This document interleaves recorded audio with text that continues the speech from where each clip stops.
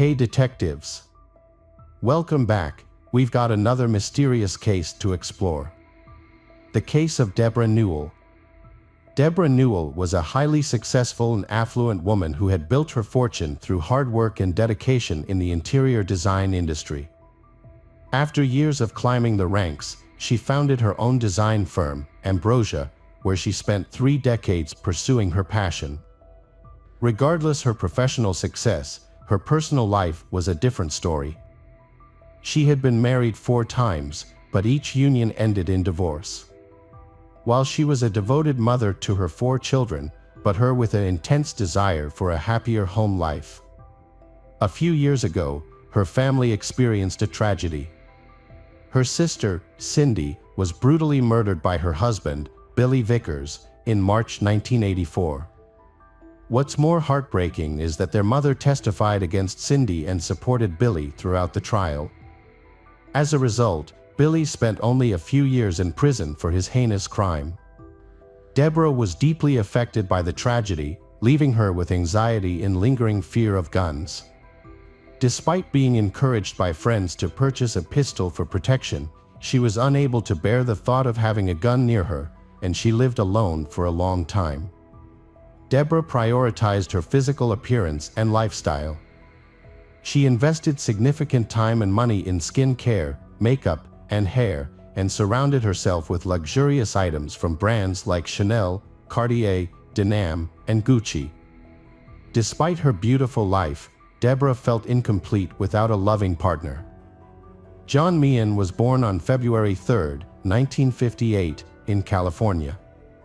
He grew up with his sisters, Karen and Donna. John's life was influenced by his father, who taught him dishonest ways. This led John to get involved in scams, deal with illegal substances, and often have run-ins with the law, ultimately forcing him to leave California in 1988. After completing his undergraduate studies at Arizona State University with a Bachelor of Arts degree, John went on to join the law faculty at the University of Dayton. His striking looks, 6 feet and 3 inches, with hazel green eyes and dark hair, earned him the nickname Dirty John from his friends. He possessed a natural charm that effortlessly attracted women. After John finished his academic journey, he met Tanya Sells, a nurse anesthetist, and they got married in November 1990. Tanya was 25 years old, and John was 31. However, their relationship was built on lies, and John kept his family away from Tanya, telling her they were bad people. Tanya supported John's education as an anesthesiologist while attending medical school in Tennessee. She also helped him get his license to practice anesthesiology. The couple had 2 children, but their marriage began to fall apart over time. Tanya eventually discovered the truth about John's past from his mother and sisters. She also found out that John had been stealing pills from his patients and was addicted to them, which explained his cause of his short temper. Tanya immediately reported John to the police. After an investigation, John admitted his wrongdoing, but instead of surrendering, he left the state and went into hiding at a hotel in Michigan. However, the police found John easily and discovered him unconscious in his hotel room, surrounded by empty pill containers. An ambulance was called, but on the way to the hospital, John woke up, grabbed a medication, and jumped out of the ambulance. He was caught again and eventually sentenced to 6 years in prison in Michigan for resisting arrest and possessing illegal drugs. John spent just 17 months in prison. Then, his sentence was reduced and he was released in 2004. During this time, he met Debra through online dating. John, then 55, and Debra, then 59, had both decided to give online dating a try. Debra was immediately drawn to John's profile, which pretended he was a divorced doctor and a Christian looking for love. Despite having a string of unsuccessful dates, Debra was delighted to meet John in person. He showed genuine interest in her life and accomplishments, which made her feel appreciated. This was a refreshing change for Debra. who had been disappointed by her previous dating experiences. John and Deborah's first date took place at a restaurant in Irvine, California, in October 2014. John's aim was to make a great impression on Deborah, which he achieved by sharing false stories about his past. He told her that he had worked with Doctors Without Borders in Iraq, had 2 children, and owned multiple properties. Deborah was captivated by the image of a selfless doctor who had dedicated his life to helping others. John treated Deborah with kindness and respect, making her feel like a queen. This was exactly what Deborah had been longing for, genuine affection. John's charming words left Deborah smitten, and she invited him to her penthouse after dinner. However, John crossed the line this time.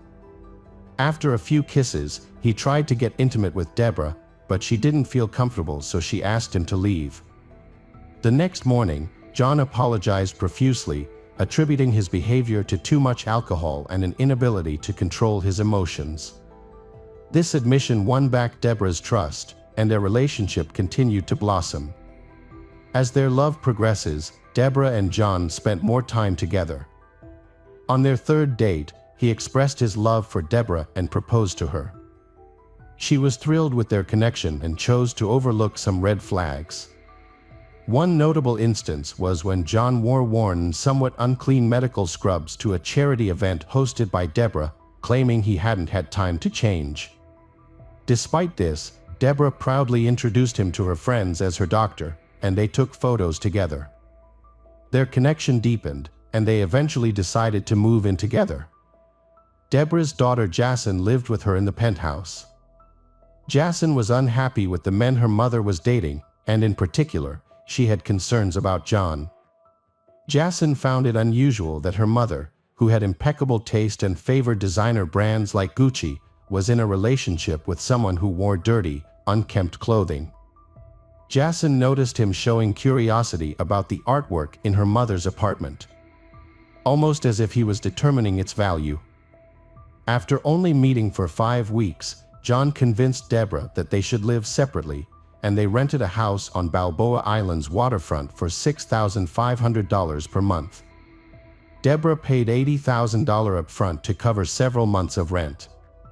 However, John opted not to put his name on the lease, citing tax complications as the reason. Deborah was deeply smitten with John and took care of all the expenses, covering everything herself. Unbeknownst to her children, she couldn't understand why they didn't approve of he. John shows Deborah concern for her by making her coffee every morning, helping her with shopping, and generally making her life simpler. Deborah believed that she had finally found her ideal partner and was hopeful that her children would accept him. She envisioned a future where they all came together as a harmonious family. Then, Deborah intended to introduce John to her younger daughter, Tara, who was known for being more laid back and easygoing compared to Jason. Tara visited her mother, Deborah, and John on the day they moved into their new home. Upon meeting he for the first time, Tara felt uneasy due to his unfriendly behavior and lack of enthusiasm for the move. Despite Tara's initial doubts, she decided to give him a chance. However, her worries about John increased due to some suspicious signs. For example, John claimed to own homes in Newport Beach and Palm Springs, but he never discussed them going there to visit or moving there. He also didn't own a car. What's more, he spent most of his days at home, often playing video games. Just before Thanksgiving, Tara decided to secretly go through John's belongings and stumbled upon a nurse's certificate with his name on it. Realizing that John is not the doctor he said he was, Tara confronted him about this. This led to a huge outburst from John, who became angry and began yelling at Tara for trying to ruin her mother's happiness. He insists that Tara will fail to separate them. Deborah just stood there, listening, and eventually, a big argument broke out and ended with Tara leaving the house. John took advantage of the situation to manipulate Deborah into believing that her children were only interested in her wealth and were waiting for her to pass away, thus they not wanting her to be happy. On the eve of Thanksgiving, Deborah's extremely religious mother, Arlene, visited. However, John's attempt to present himself as a religious man in front of Arlene backfires and leads to more arguments. Following this incident, Deborah sought the advice of a psychotherapist. They have advised her to set boundaries with her children and strive for a peaceful life, advice that she chose to follow. Deborah and John moved to Balboa Island, where they enjoyed dining at local restaurants and taking leisurely strolls while admiring the beautiful scenery. Although Deborah was incredibly happy, but she was still worried about John's choice of outfit. His wardrobe consisted mainly of old medical scrubs, loose-fitting and frayed pants, and worn-out shirts. Deborah, on the other hand, wanted he to dress fashionably and complement her lifestyle. He attributed his lack of finer clothes to having them stolen during his time in Iraq. To address this issue, she took John shopping and bought him a complete set of high-end designer outfits. In early December, John went with Deborah on a work-related trip to Las Vegas, where they made the sudden decision to get married after knowing each other for less than 2 months. Deborah chose not to tell her children about this development. Around that time, a mysterious woman managed to get into John and Deborah's home. He used this incident to convince Deborah that they needed better security. He then set up several surveillance cameras around the house that he could control with his smartphone. He even put cameras in Deborah's office, where he could keep an eye on her activities. John's goal was to have complete control over Deborah. As time went on, Deborah started asking John about his family and life before they met. Every time she asked, he came up with a quick excuse or justification, even though his answers didn't quite add up. Deborah dismissed her doubts, thinking she had found the perfect partner. However, her children, especially Jason, were still wary of John. Since he didn't own a car, John used Deborah's, which led Tara and Jacelyn to investigate his activities. They installed a tracking device on John's car to monitor his movements. When this yielded no results, they decided to hire a private investigator to investigate further.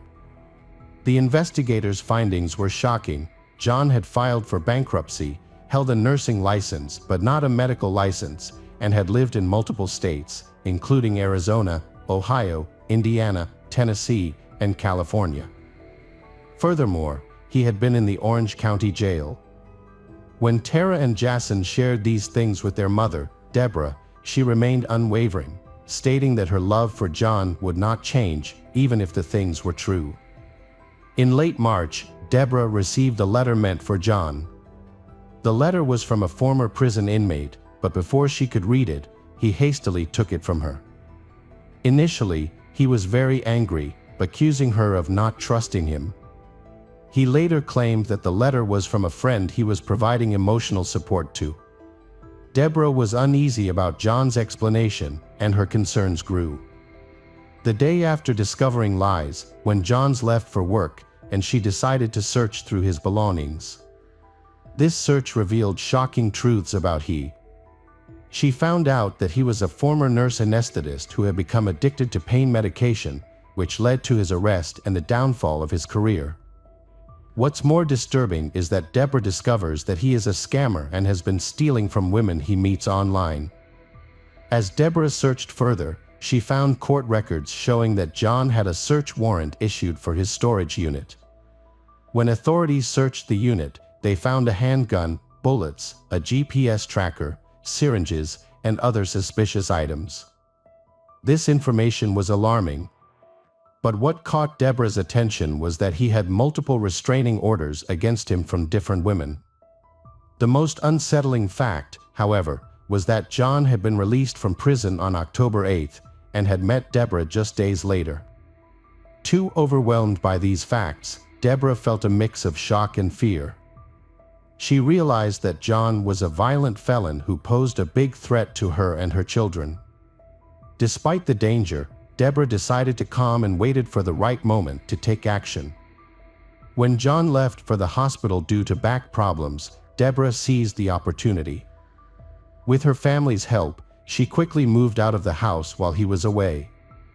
During the process of packing John's belongings, Deborah discovered some disturbing documents, online comments from other women warning about John's manipulative nature. These comments described him as a skilled deceiver who used his charm and good looks to manipulate others. Convinced that John was unstable, Deborah decided to end their relationship and leave.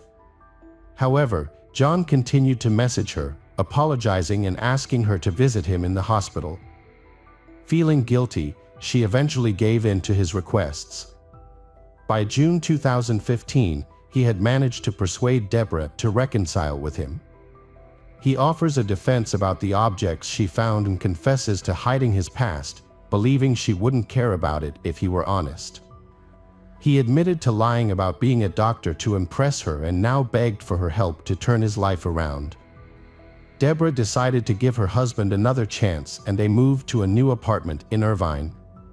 However, her children were unhappy about the decision and did not want to see her. As a result, Deborah and John temporarily kept a distance from the children. In March 2016, Deborah had been trying to help John overcome his addiction for over a year, during which they had been married. Unfortunately, Deborah's entire family, particularly her daughter Jason, disliked John, and he doesn't like Jason either. The tension between them had grown so severe that John prohibited Deborah from seeing Jason. To make matters worse, John contacted Jason's real estate school, slandering her in front of the teachers. He also sent Jason threatening and vulgar messages, telling her that her mother didn't want anything to do with her. Although he appears to be recovering from rehab, the more cruel and aggressive he became. By April 2016, Deborah finally reached the limit of her tolerance. She wanted to end her relationship peacefully, so she started withdrawing money from her bank account to protect it. $30,000 was hidden in a lower drawer in her home. When John discovered the money, he claimed it belonged to him. And his behavior became increasingly aggressive as he had to accept the fact that their marriage would end in divorce.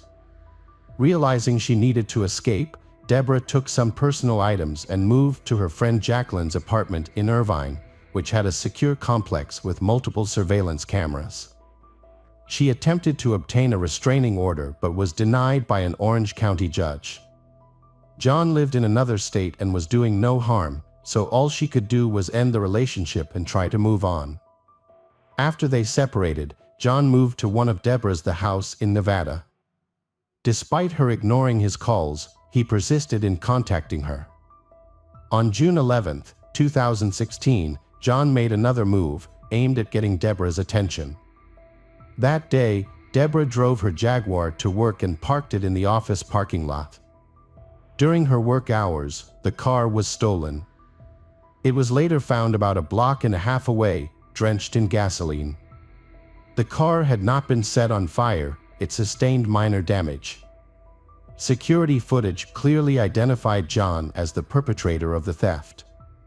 On the evening of August 20, 2016, Tara returned home from work and parked her car in the lot. As she stepped out of the vehicle, she was suddenly confronted by John, who approached her with a knife. He attempted to drag her back into the car, but Tara resisted and screamed for help. In the ensuing struggle, John tried to cover her mouth. But she managed to bite him.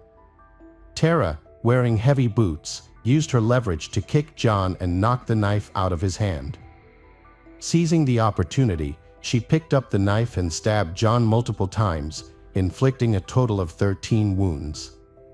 Her final strike was particularly severe, as it pierced his eye. A neighbor witnessed the struggle and rushed to Tara's aid, providing her with a towel to treat her injuries and calling the police. Despite his severe injuries, John was still alive when the paramedics arrived. A search of his car revealed evidence of his sinister intentions, including duct tape, cable ties, kitchen knives, and a passport, suggesting that he had planned to abduct Tara and escape the city with her as a hostage. John was hospitalized for 4 days to receive critical care, but unfortunately, his injuries were fatal, and he passed away at the age of 57. After his death, his body was cremated, and a memorial service was not held. Deborah and her children were severely affected by this. It took a while for Deborah to readjust to her normal life, but the memory still haunts her. She struggles with feelings of guilt for introducing a criminal into her family's life. As a result, Deborah has become extremely vigilant about her safety, carrying a stun gun and pepper spray with her at all times. She has vowed never to meet anyone online again. Hello again, true crime fans. We've got another mysterious case to explore. The case of Sarah McLynn.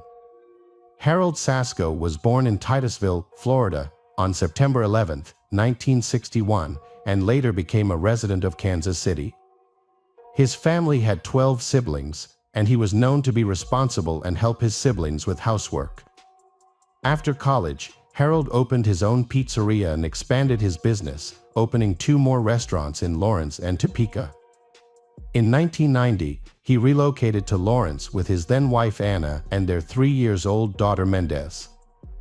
Following this move, he also launched a 3rd restaurant in the nearby city of Topeka. However, his dedication to his business led to problems in his personal life, causing a rift in his marriage and eventually a divorce. Harold was a respected member of his church and prided himself on being a dedicated man. Those who know him find him to be kind, thoughtful, and meticulous in his management work. However, on January 17, 2014, Harold vanished unexpectedly, leaving behind many unanswered questions surrounding his disappearance.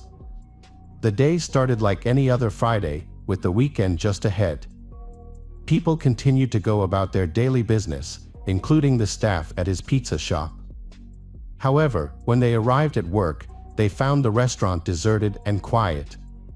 Typically, Harold would be there to open the kitchen, but he was nowhere to be found.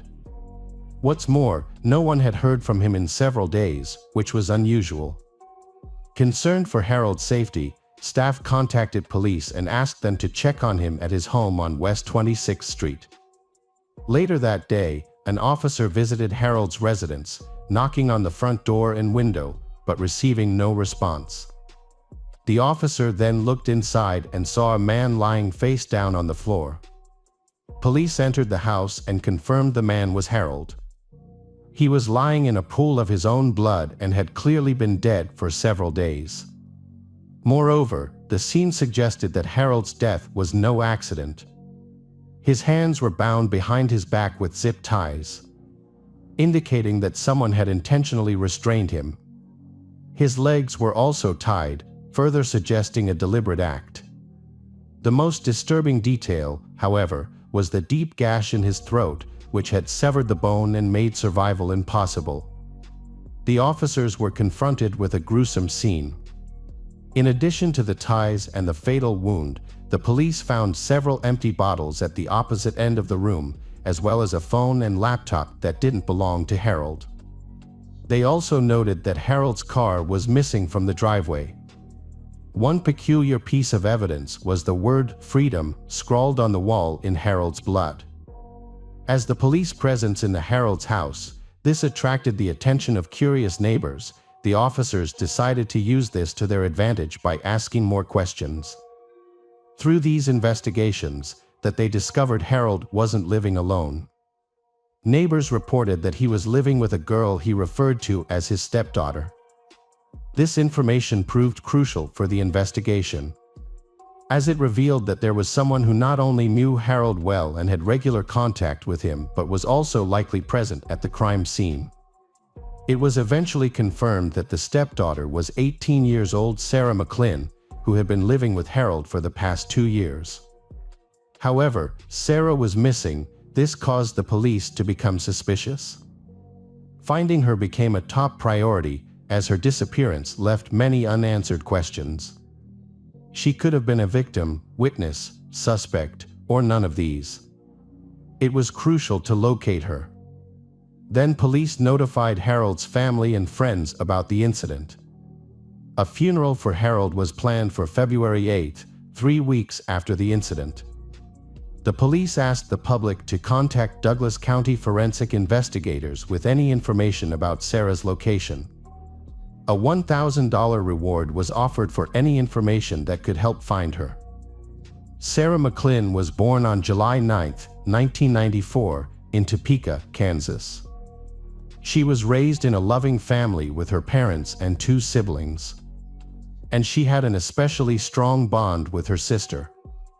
As a child, Sarah was known for being shy and kind. She spent most of her childhood being homeschooled, which limited her social circle to her neighborhood. However, her life took a challenging turn when her parents divorced during her teenage years. This significant change had a profound impact on Sarah, making her more vulnerable. As she adjusted to her new situation, she encountered challenges that made her teenage years even more difficult. After her parents separated, Sarah's previously sheltered life left her vulnerable to people who exploited her innocence. Sadly, she experienced abuse from a neighbor, which altered her personality and behavior. Her mother was deeply concerned about this change, because she found it difficult to adapt to the new way of life among them. Sarah started secretly leaving her house at night to spend time with a bad crowd. This led to her frequently using drugs and alcohol to cope with her emotional pain. After her parents' divorce, Sarah, 14, no longer wanted to live at home and found a job at a pizzeria to start a new life. Her manager, Harold, 50, initially seemed kind, but rumors among staff suggested otherwise. He told other managers to only hire young, attractive women. While working at the pizzeria, Sarah's routine consisted of waking up, going to work, spending time there, and returning home. However, she often spent her nights drinking before going back to her family's house. Reports indicate that Sarah was usually sober only at work, but even then, her work efficiency is still not high. Despite frequently showing up drunk and nearly getting fired multiple times, she kept her job, likely because Harold felt sorry for her and knew she needed support. When Sarah turned 15, she experienced another traumatic incident, where a man attacked her and burned her with cigarettes. After that, Sarah's mental health, which was already fragile, deteriorated significantly. She stopped attending work, lost friendships, and fell into a deep depression. Within a year, at just 16 years old, she attempted to end her life. Thankfully, her family found her in time and called for medical help. Following a 5-month hospital stay, Sarah made a full recovery. Upon her hospital discharge, Sarah was touched by the support she received from her loved ones and friends. Among the messages of support she received, one in particular caught her attention, a message from Harold, who used to be her supervisor. Harold offered to be Sarah's confidant, someone she could confide in. He would drive her around, take her out to eat, and listen to her problems. Since Sarah had no one else to turn to, she eventually accepted Harold's help. During one of their outings, Sarah opened up to Harold about her past, sharing her traumatic experiences with men, her drinking, and other struggles. Harold realized that she wanted to move out of her family's house. Upon learning about Sarah's traumas, he suggested she move in with him. Although the offer raised some concerns, Sarah was in a vulnerable state, feeling lost and hurt. Harold's offer provided her with an escape, and at 17 years old, she agreed to live with him. Sarah's life seemed to settle down after she moved in with Hal. She found a new job, away from the pizzeria, and Harold took good care of her. Her dog moved in too, and she even thought about attending college. However, Sarah's mother, Michelle, was not pleased with the situation. She found Harold odd and the whole story suspicious. Whenever Michelle wanted to discuss this issue with Sarah, their conversation would become tense, and they would argue loudly, causing Sarah to distance herself even more. Michelle doubted that Harold's intentions were as pure as he claimed. She worried that Sarah was too naive to see the potential issues. After her parents' divorce, Sarah's father had cut off all contact, leaving a void that she was trying to fill. The situation became even more unsettling when Harold asked Sarah to call him Dad and told their neighbors that she was his stepdaughter. As the news spread, Sarah's colleagues started asking about her relationship with Harold. Sarah would tell them that he was just a friend, but from the outside, it seemed unusual for a 50-year-old man to take in a troubled 18-year-old girl. Her peers likely suspected that something was off. After Sarah turned 18, she felt uneasy as Harold's behavior changed drastically. He started buying her alcohol and illegal drugs, made jokes about them being in a romantic relationship, and even suggested a sexual relationship. Harold kept a record of everything he spent on her, including rent, cosmetics, and substances, in an attempt to make her feel indebted to him. He made it clear that she couldn't leave until she paid him back. As a result, Sarah felt trapped and eventually gave in to Harold's advances, leading to a 10-month period of a sexual relationship with the man she once considered a father figure. They had sex several times a week, and Sarah's only way to cope was to consume alcohol and use substances, further increasing her debt to Harold. Harold's behavior was inconsistent, often criticizing Sarah one moment and complimenting her the next. For instance, he would mock her appearance, specifically her nose, and then offer to pay for plastic surgery, which Sarah, unsure of herself, eventually agreed to. Harold treated her like an object he owned, rather than a person with feelings. He exerted control over her by covering expenses, including $16,000 for dumb implantation and planning to spend another $16,000 on breast implants. These costs would be added to her debt, forcing her to pay him back when she was financially able. Feeling trapped, she felt she had no way to escape this situation. Harold became even more controlling and threatening. He claimed he would not let her escape, which made her mental health problems worse. To cope with her situation, Sarah was prescribed antidepressants. However, this ended up adding to her financial burden, as she also had to pay for the medication. Sarah had reached her breaking point, and her mind was haunted by dark memories of her abusive past and the terrible burden of depression. She often found herself on the brink, struggling to cope. Just when she thought she had found someone she could trust, that person turned out to be an abuser. This was the final blow for Sarah, and she began to act in ways that would transform her from victim to killer. After visiting a pet store, Sarah purchased a rabbit and signed a waiver, then took it home. Later that evening, a manager from Harold's Pizzeria visited her house for dinner and drinks. When he opened the refrigerator, he was shocked to find a rabbit carcass instead of beer. Sarah admitted to killing the rabbit and revealed that it was not her first victim. The manager, feeling utterly perplexed by the circumstances, accepted the dinner invitation out of politeness, but left for home afterwards. This was a significant warning sign that hinted at Sarah's potential for violence, but it was overlooked. It was later questioned whether Sarah was truly capable of harming a human being. Initially, Sarah was reported missing.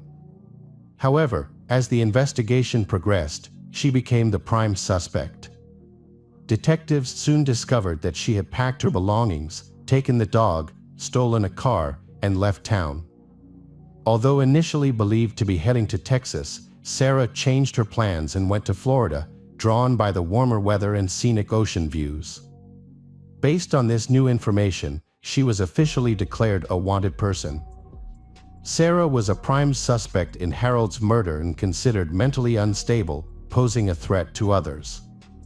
As a result, she was the subject of a nationwide manhunt that lasted for 11 days, with many officers across the country on the lookout for her. On January 25, 2014, after evading capture for over a week, Sarah McLin was finally apprehended in Everglades National Park. She was found sleeping in Harold's stolen car with a loaded gun beside her. The police also discovered $2,400 in cash, 2 additional guns, an axe, and several knives, one of which had Harold's blood on it.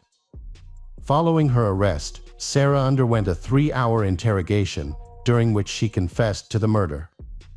According to her account, on January 14, 2014, Harold returned home from work and decided to fix the broken sound system. He requested Sarah to bring him a beer, and then another, and another. Harold collapsed to the floor in exhaustion, unaware that Sarah had slipped a large dose of sleeping pills into one of the beers he was drinking. Sarah had already made up her mind that Harold had to be killed. Sarah restrained him with zip ties, grabbed a hunting knife, and slit his throat. As a result, Harold died shortly after. Following the incident, Sarah took a shower, washing off the blood while listening to her favorite music. She then called her workplace, claiming she would be out for a few days due to a family member's passing. Sarah packed her belongings, including a photo of her sister, took the dog, and fled in Harold's stolen car under the cover of night. To avoid detection, she left her cell phone and laptop behind. During the interrogation, Sarah openly discussed her motives. She explained that she had been trapped in the house Harold's, deeply in debt to he sought to control her. As a result, she became his target, suffered abuse, and was eventually treated as his property. Sarah's anger fueled her desire for revenge, and she was willing to face any consequences to achieve it. In her conversations, she revealed a disturbing fascination with violence and admitted to having thoughts of it for 2 years. Additionally, in a disturbing admission, Sarah confessed to killing rabbits simply out of curiosity. Sarah's confessions put her in a precarious situation, as she not only admitted to killing Harold but also took pleasure in violent acts. It became evident that Sarah would have to stand trial. However, her confessions also showed that she was a woman dealing with difficult mental health problems. Therefore, it was necessary for her to undergo a psychological evaluation to better understand her mental state. The evaluation would help identify any underlying psychological disorders, in addition to her newly expressed tendency towards violence and her reports of memory lapses, during which she felt detached from her own mind. After a thorough assessment, Sarah was diagnosed with dissociative identity disorder. As it turned out, Sarah had multiple personalities within her, each representing a different side of her complex character. These included Vanessa, a fierce warrior, Alice, the sensitive and emotional part, and Mila, a feminine, gentle side. However, the most tragic version of them was the unnamed individual who bore the full weight of the trauma and depression. During Sarah's trial, her defense team centered argument around dissociative identity disorder. According to Sarah, one of her alternate personalities, Alice, had suicidal thoughts but was convinced by her other personalities not to harm herself. Instead, they collectively decided that killing Harold was the only solution. The defense team argued that Sarah was in a state of clinical dissociation when she committed the crime, implying that she was not fully in control of her actions. However, the prosecution argued that despite the severity of the abuse Sarah suffered from Harold, the investigation suggested it was consensual. Despite acknowledging the authenticity of Sarah's mental disorder, the judges ultimately found her guilty of murdering Harold.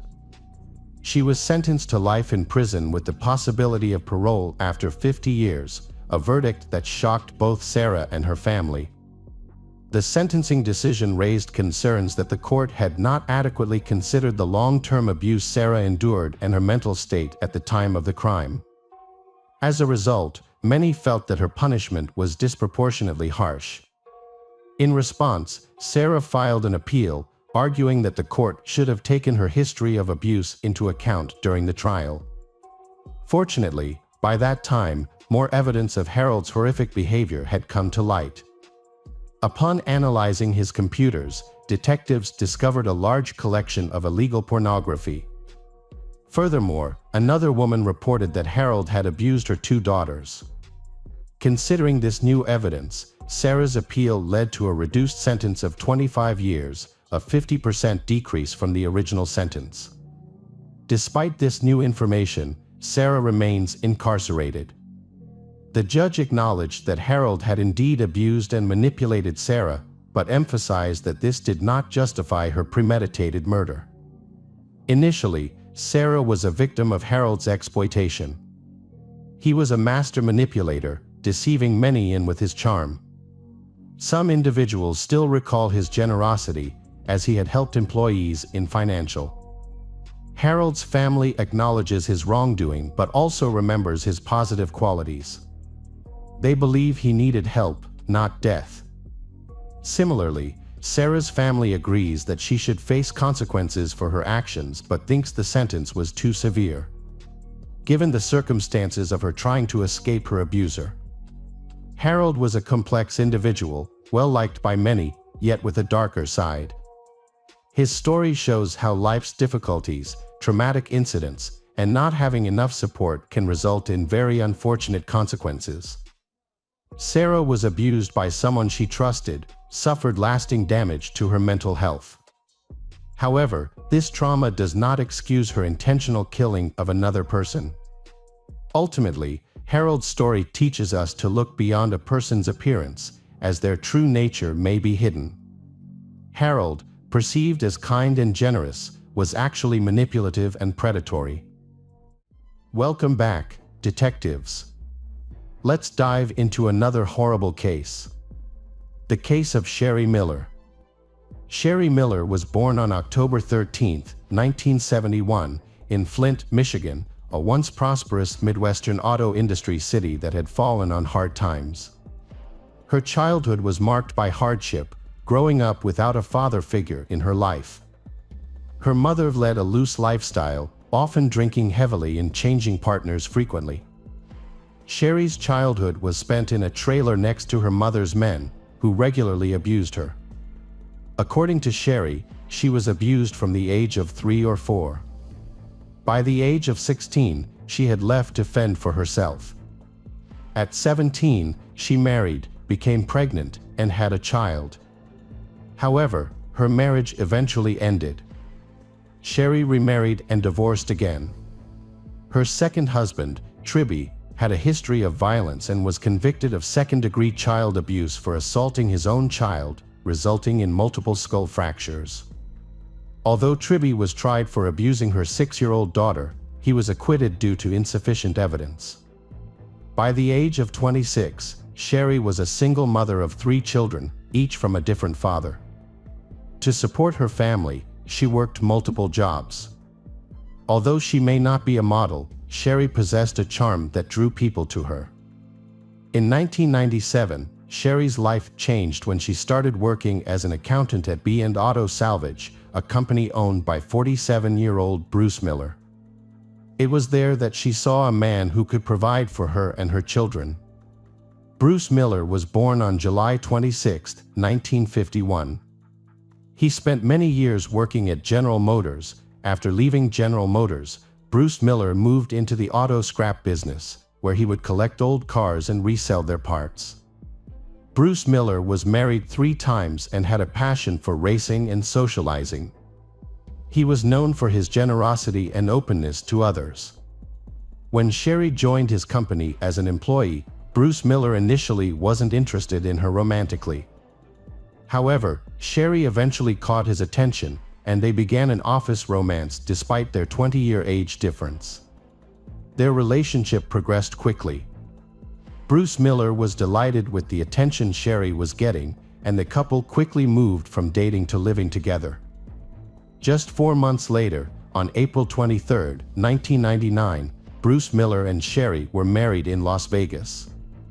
Sherry and her children moved in with Bruce Miller, finding the stability she craved. Bruce Miller's brother, Chuck Miller, said she thought Bruce Miller was the best thing that ever happened to her, finally having a normal life. However, Chuck Miller's wife was concerned about Sherry's overspending, maxing out credit cards and running out of available cash. Bruce Miller seemed unconcerned and largely ignored the issue. Sherry also worked, selling Mary Kay cosmetics to customers at home. Bruce Miller bought Sherry a computer to help monitor the account. In 1999, while using her home computer to research vacation destinations, Sherry stumbled upon adult chat rooms on the internet. Before social media and text messaging became popular, people often used online chat rooms to connect with others. Some of these chat rooms had adult content and allowed users to anonymously flirt and engage in virtual relationships. Bruce Miller knew that Sherry had been flirting with other people in these online chat rooms.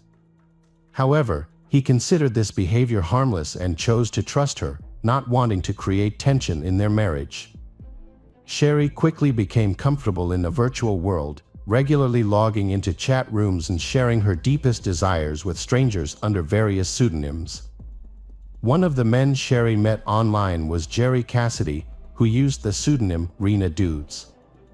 Jerry was born on October 6, 1960, in Kansas City, Missouri, having been married, raised a son, and enjoyed deer hunting with his brothers. Jerry also had aspirations of becoming an FBI agent. Later, after becoming a police officer, Jerry exposed corruption in the police department by reporting falsified records to a colleague. However, this decision resulted in him being demoted and eventually forced to resign after 9 years of service. Despite doing the right thing, after losing his career, Jerry suffered from depression and began to abuse alcohol and drugs. During this period, his marriage fell apart. However, he managed to pick himself up and moved to Reno, Nevada, where he took a job as a security guard at Harrah's Casino. In his spare time, he frequented online chat rooms, where he eventually met Sherry. Jerry and Sherry began exchanging messages, which led to a face-to-face meeting in Reno in July 1999. Sherry attended a Mary Kay convention with a friend, using it as an opportunity to meet Jerry in person. Their online romance quickly turned into a physical relationship, giving Jerry hope that his life was about to improve. Sherry presented herself as a wealthy businesswoman who was married to a disabled man and was seeking a discreet sexual encounter. Jerry believed her story. Jerry was deeply infatuated with Sherry, telling his friend Carol Slaughter that she was extremely active in the bedroom. During the summer and fall, Sherry used her cosmetics business as a cover for secret trips to Reno, where she would meet Jerry. When they were apart, they exchanged sexually explicit messages and videos over the internet. They even went so far as to rename their online accounts, with Sherry calling herself Jerry's Fool and Jerry calling himself Sherry's Fool. Despite being an ex-cop, Jerry failed to see the warning signs, blinded by the affectionate emails. It seemed like Jerry was an easy target for Sherry. She quickly convinced Jerry that he needed to kill her husband. Those who knew Jerry noticed a significant change in him under her influence. In September, Sherry announced to Jerry that she was pregnant with his child. What Jerry did not know, however, was that Sherry had had a tubal ligation in 1995 and was unable to have children. Despite this, Sherry told Jerry that her husband, Bruce Miller, had discovered the pregnancy and beaten her, causing her to miscarry. Sherry then announced that she was pregnant again, this time with twins. Believing her lies, Jerry begged Sherry to leave her husband, take their supposed future children, and live with him. Sherry revealed that she could not leave her husband Bruce Miller because of his mafia ties, and she feared for her and Jerry's lives. During this time, Jerry got into trouble and was arrested at a casino for being drunk and disorderly. Their online communication stopped while Jerry was in custody. After his release, Jerry decided to protect Sherry from her husband by creating distance. Jerry returned to his family in Missouri, and the couple maintained their relationship through online chat rooms. Sherry continued to update Jerry, sharing photos of her pregnancy. Jerry was eager to believe it. However, on November 5, 1999, Jerry received an email purportedly from Bruce Miller stating that he knew about the pregnancy and vowed to prevent the child from being born. Concerned, Jerry tried to contact Sherry, who eventually sent him a text saying she needed to leave for a few days and would contact him later. The next day, Jerry received another text from Bruce Miller claiming that he had pressured Sherry into having an abortion. The text included pictures of Sherry, beaten and bruised. Jerry believes that Bruce Miller killed his unborn twins. Angry and grief-stricken, Jerry blames Bruce Miller for the deaths of his 3 children, including the twins, and the abuse of Sherry. On November 8, Jerry confided in Sherry that he could no longer continue the situation. Jerry was going to kill her husband, Bruce Miller. The couple then devised a plan to kill Bruce Miller, mapping out the route, parking, location, and best time to dispose of the body. Jerry drove from his home to Michigan to carry out the plan. That evening, as Bruce Miller was getting ready to leave work, Sherry called him and told him to pick up pizza on the way home, as planned. Jerry was waiting, and when Bruce Miller showed up, Jerry shot Bruce Miller with a 20-gauge shotgun. After the murder, Jerry returned home, and Sherry began the next part of her plan. She called Bruce Miller's brother, Chuck Miller, expressing concern about her husband being gone for so long, and asked him to check on Bruce Miller at the junkyard. When Chuck Miller arrived, he found Bruce Miller lying dead in a pool of blood. Witnesses reported that Bruce Miller had been shot in the chest at close range with a shotgun. When his wife Sherry heard the news, she began screaming and crying. Police found no evidence of a suspect.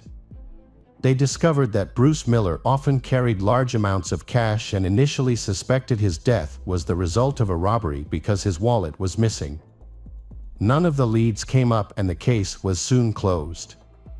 Meanwhile, according to Bruce Miller's sister, Judy Miller, Sherry's behavior was not that of a grieving wife. 2 days after Bruce Miller's death, Sherry was spotted dancing at a bar in Otisville, Michigan. Within 2 weeks, she had found a new partner, Jeff Foster, a local delivery boy, and her relationship with Jerry was over. However, Jerry had hope. After killing Bruce Miller, he and Sherry would be together. But Sherry began to distance herself from Jerry. A month after the murder, she brought her new boyfriend, Jeff Foster, into her home and broke things off with Jerry, leaving him heartbroken. At this point, Jerry probably realized he had unjustly taken a life and was haunted by guilt. Jerry began to investigate, and he discovered that Sherry had lied and fabricated the whole thing. 3 months later, on February 11, 2000, Jerry committed suicide in his apartment in Odessa, Missouri, with a .22 caliber rifle. His body was found sitting with an open Bible on his lap. Jerry had condemned himself, accepted his guilt, and executed himself. Jerry's mother revealed in an interview that while cleaning the apartment, she accidentally found a briefcase hidden under the bed. Outside the briefcase was an envelope, and inside, they found 3 suicide notes.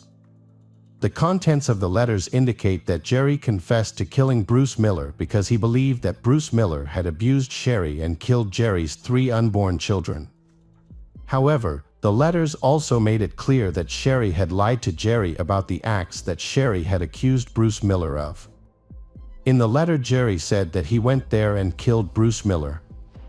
At the time, he was stupid and didn't realize the consequences of his actions. Now the truth about his depression is finally coming to light. He couldn't share his secret with anyone, and it consumed him. The truth is that Sherry wanted her husband dead so she could get the money. She got what she wanted, but she will soon learn that her actions will have consequences. He now understood that Sherry's actions were all a ruse. She had no qualms about hurting people. To back up his claim, Jerry provided transcripts of their text conversations. In between their intimate exchanges, Sherry had coached Jerry on how to locate dumpsters, where to park without being detected, and other important details. On February 22, 2000, the Jerry family's attorneys contacted the Jesse County Sheriff's Department with this new information. The police waited for Sherry Miller at the airport as she returned from a trip to Reno with her boyfriend, Jeff Foster. Sherry was arrested and charged with second-degree murder and conspiracy to commit murder. Police described Sherry as a skilled manipulator who tricked her lover into killing her husband under false pretenses. Despite overwhelming evidence against her, Sherry maintained her innocence to her husband Bruce Miller's family. Her trial began on December 12, 2000, in Michigan, attracting national attention due to the internet-related crime. The prosecution presented thousands of text messages between Sherry and Jerry, exposing her deception. According to the prosecution, Sherry's motive for wanting her husband Bruce Miller dead was financial gain. However, the defense argued that Sherry only received a minimal amount of money after Bruce Miller died. The defense argued that Jerry, acting as a jilted lover, fabricated evidence against Sherry. Sherry maintained that the nature of their online communications was purely imaginative and not based on fact. Furthermore, she admitted to lying about her pregnancy, saying her intention was to help relieve Jerry's depression. She also admitted to falsely claiming abuse in order to convince Jerry to stop contacting her. Sherry adamantly denied writing the messages describing the crimes, instead claiming that Jerry, a former homicide detective, created them using his expertise. However, evidence of these messages was discovered on Sherry's computer. Sherry Miller was found guilty on December 22 and received a life sentence for the murder charge, as well as a 54 to 81-year sentence for conspiracy. In 2007, while incarcerated, Sherry was diagnosed with post-traumatic stress disorder and other mental health conditions. She began treatment, filed an appeal, and even got married for the fourth time. Michael DeNoia was drawn to Sherry's story after seeing it on the news. Michael contacted her and they began corresponding. In 2008, Michael visited Sherry in prison and proposed to her. Although reports claim they were married in April 2008, there is no concrete evidence to support this. Sherry's fortunes changed when she won an appeal in 2008, resulting in her release from prison in 2009. A federal judge overturned her conviction, ruling that Jerry's suicide letter was inadmissible as evidence because it couldn't be scrutinized through cross-examination. The judge ordered a new trial and set bail, allowing Sherry to be released. In 2012, Sherry was sent back to prison to resume serving her original sentence after the court re-evaluated the admissibility of Jerry's suicide letter. Having spent 3 years outside, Sherry continued to maintain her innocence. In 2016, Sherry sent a 4-page typewritten letter to a district judge, abruptly confessing to her role in Bruce Miller's death. The sudden admission stunned everyone, as it was thought that Sherry would never voluntarily take responsibility. In the letter Sherry wrote, "A pivotal moment came when she was forced to return to prison after 3 years of freedom. She had been living with her daughter and granddaughter, and she begged her daughter not to come with her when she was sent back to prison. However, her daughter refused to listen. As she walked through the prison doors, she turned around and saw her daughter crying, screaming, 'No, Mom, no, don't go.' It was then that she realized the devastation her crime had caused Bruce Miller and Bruce Miller's loved ones, including Jerry and his family." In a public interview in 2022 on a popular television channel, Sherry made some shocking confessions. She said that Bruce Miller had no connections to the mafia and had never abused her. Instead, she admitted that she used makeup to fake bruises and created fake ultrasound scans to trick Jerry. According to her, her motive was not financial gain. She claimed that she was afraid that Bruce Miller would discover her true nature. Sherry stated that sharing her story publicly helped her find some inner peace. However, she still struggles with guilt and shame, admitting it's difficult to look at herself in the mirror knowing what she did. After waiting for an opportunity to reveal the truth and find some sense of peace, Sherry remains imprisoned at the Huron Valley Women's Complex in Michigan. Sherry Miller has been sentenced to life in prison without the possibility of parole. Hello, crime enthusiasts. Are you ready for another chilling investigation? The case of Wilma Anderson. Wilma Anderson is the daughter of Linda and Marcus Anderson. her parents' divorce later left difficulties in the family, making Wilma's living situation unstable. Although she could not live with both parents, her mother was always interested in her life. Wilma lived with her older sister Emily. Wilma is an active and ambitious girl. She likes to share her life on social networks, often posting photos on Facebook. Wilma loves being in front of the camera, showing her creativity and cheerful personality. Wilma met Tishko Ahmed Shabazz in Sweden when she was 15 years old. At that time, Tishko was 20 years old. Because the age of sexual consent in Sweden is 15, their relationship did not cause any legal problems. Although initially apprehensive about the 5-year age gap, Wilma's mother trusted her daughter's decision and eventually accepted Tishko. Tishko was originally from Iraq but moved to Sweden with his family when he was 8 years old. Tishko lived with his father and stepmother. During his school years, Tishko faced bullying, but as he grew older, he developed a strong determination to overcome any challenges he faced. In 2014, Tishko became a Swedish citizen, and after completing his studies in 2018, Tishko found a job in the care industry. Wilma and Tishko moved in together in Uddevalla, Sweden. Over time, Tishko became increasingly controlling, and Wilma's mother noticed a change in her daughter's behavior during the 2 years Wilma lived with Tishko. Wilma often confided in her sister Emily about her difficult relationship with Tishko. On November 14, 2019, Wilma told Emily over the phone that she was ending her relationship with Tishko. She was exhausted by Tishko's control over every aspect of her life, including what she wore, where she went, who she talked to, and how she applied her makeup. Feeling suffocated and desperate to end the relationship, she said she had to pack up and leave before Tishko got home from work. Emily tried to contact Wilma, but her calls went unanswered.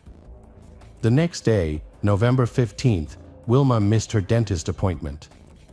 2 days later, November 17th, Wilma's parents came to the apartment she shared with Tishko. After several knocks, Tishko opened the door, apparently intoxicated. Wilma's mother, Linda, asked Tishko about Wilma's whereabouts. He admitted that their relationship was over and that Wilma had left after taking her things. Tishko claimed that he did not know where Wilma was. Wilma's parents entered the apartment, hoping to find out more. Tishko recounted the argument that led to the breakup, with him and Wilma having a heated argument when he returned home from work around 5:30 p.m. Initially, her parents were not too concerned, as Tishko and Wilma's relationship was unstable. Emily, extremely concerned about Wilma's disappearance, created a Facebook post seeking information about Wilma. Normally, Wilma always contacted her family, so the lack of contact was very unusual. In the post, Emily described Wilma's appearance as 165 centimeters tall with black hair. After the posts were posted on social media, the police got involved. They interviewed Emily and other family members and began searching for anyone who may have come into contact with Wilma. However, neither Linda nor Emily had heard from her since her disappearance. With an extensive search effort underway, a combined task force of police, friends, and family set out to track Wilma using dogs and drone technology. When police approached Tishko for questioning, he claimed to have no knowledge of Wilma's disappearance or whereabouts, confirming that he had had no recent contact with her. By November 17th, 3 days into the search for Wilma, there were still no leads. Wilma was normally active on social media, but she had been strangely quiet during the time she was missing. As a result, some 5,000 people joined the search effort, and police returned to Tishko to gather more information. However, Tishko insisted that he knew nothing about Wilma's disappearance. Tishko claimed that Wilma had moved on to another man after they broke up, but there was no evidence to support this claim. Wilma's friends and family were left deeply concerned about her disappearance. Meanwhile, Wilma's family shared disturbing details with police about how Wilma's life had changed for the worse since living with Tishko. According to Wilma's family, Tishko controlled Wilma's life. Her sister, Emily, revealed that Wilma confessed that she was abused while living with Tishko. But despite this abuse, Wilma still had strong feelings for Tishko. Tishko took extreme measures to monitor Wilma's activities, including installing a GPS device on her phone. This allowed him to constantly track her location. A series of text messages between the two revealed Tishko's controlling behavior. The police thoroughly investigated Tishko's alibi. He claimed that after arriving home from work at 5 p.m., he did not leave his apartment. To verify Tishko's story, police tracked the GPS on Tishko's phone. Police found CCTV footage showing Tishko at a supermarket around 2:30 p.m. on the day Wilma went missing. He then returned home from work at 5 p.m. Neighbors reported a loud argument between Tishko and Wilma, and arguments were common between them. A loud argument between the Wilma and Tishko occurred around 6 p.m. This prompted a concerned neighbor to check on them. As the neighbor approached the apartment door, they noticed an eerie silence. The sudden quiet was unsettling, but the neighbor, unsure of what to do next, returned to their own apartment. The police thoroughly investigated Tishko's activities, including his workplace and company vehicle. They requested forensic testing on the vehicle and reviewed the GPS data, which revealed his movements from Thursday the 14th to Monday the 18th. According to the GPS log, Tishko had visited clients and returned to his residence during his regular work hours on those days. On the evening of the argument, around 6:30 p.m., Tishko left his apartment. Witnesses saw him walking alone along the freeway, wearing all black clothing. A motorcyclist described Tishko as appearing lost in thought. Police stopped Tishko and escorted him home. When questioned, Tishko said he initially intended to catch a train but decided to walk home instead.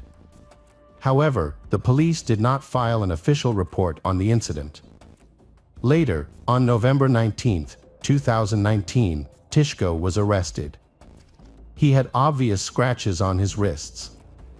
A search of Tishko's apartment revealed clues such as Wilma's belongings, including a handbag, jacket, shoes, and eyeglasses. Wilma's mother, Linda, insisted that her daughter would always carry her bag, adding to the mystery. Forensic experts tested the scene with Blue Star, a sophisticated version of luminol, and found a trail of blood.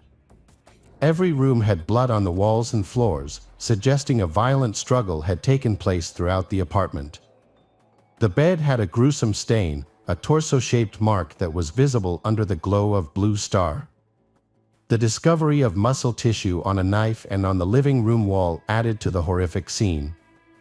The large amount of blood found made it seem unlikely that anyone could have survived.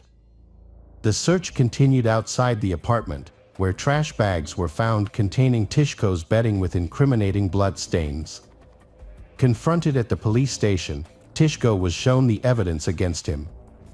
However, he strongly denied any involvement, claiming he would have known if someone had been seriously hurt in his home. At the same time, more and more people were joining the search for Wilma every day.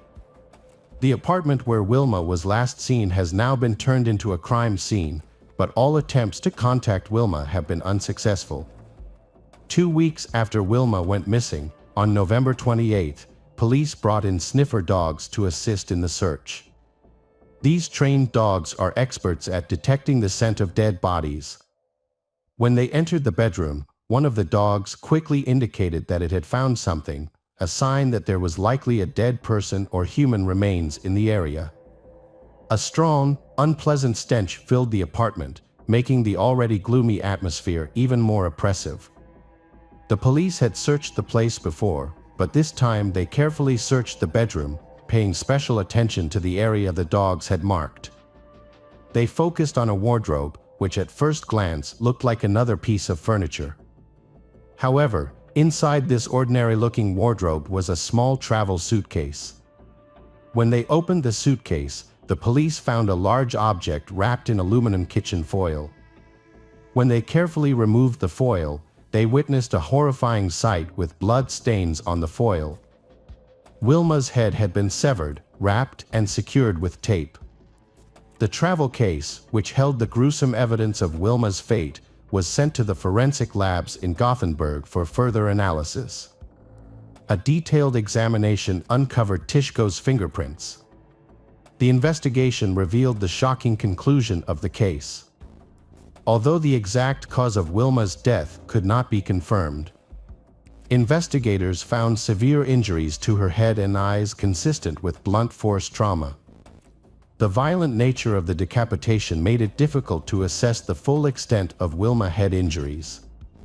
Wilma's family was devastated by the news of Wilma's tragic fate. Wilma's mother Linda joined the efforts to find the rest of Wilma's body. The family was forced to confront the horrific details of the crime, which were slowly emerging from the evidence found in Tishko's apartment. A harrowing picture began to emerge. Wilma's final moments may have taken place in the living room, where she was brutally attacked, suffering a fatal blow to the head. Swedish police recorded Tishko's denial of involvement in Wilma's murder, in which he maintained his innocence. His statement revealed a distorted perception of love, as he said, "You forget that this is a girl he loved and that he lived his whole life for.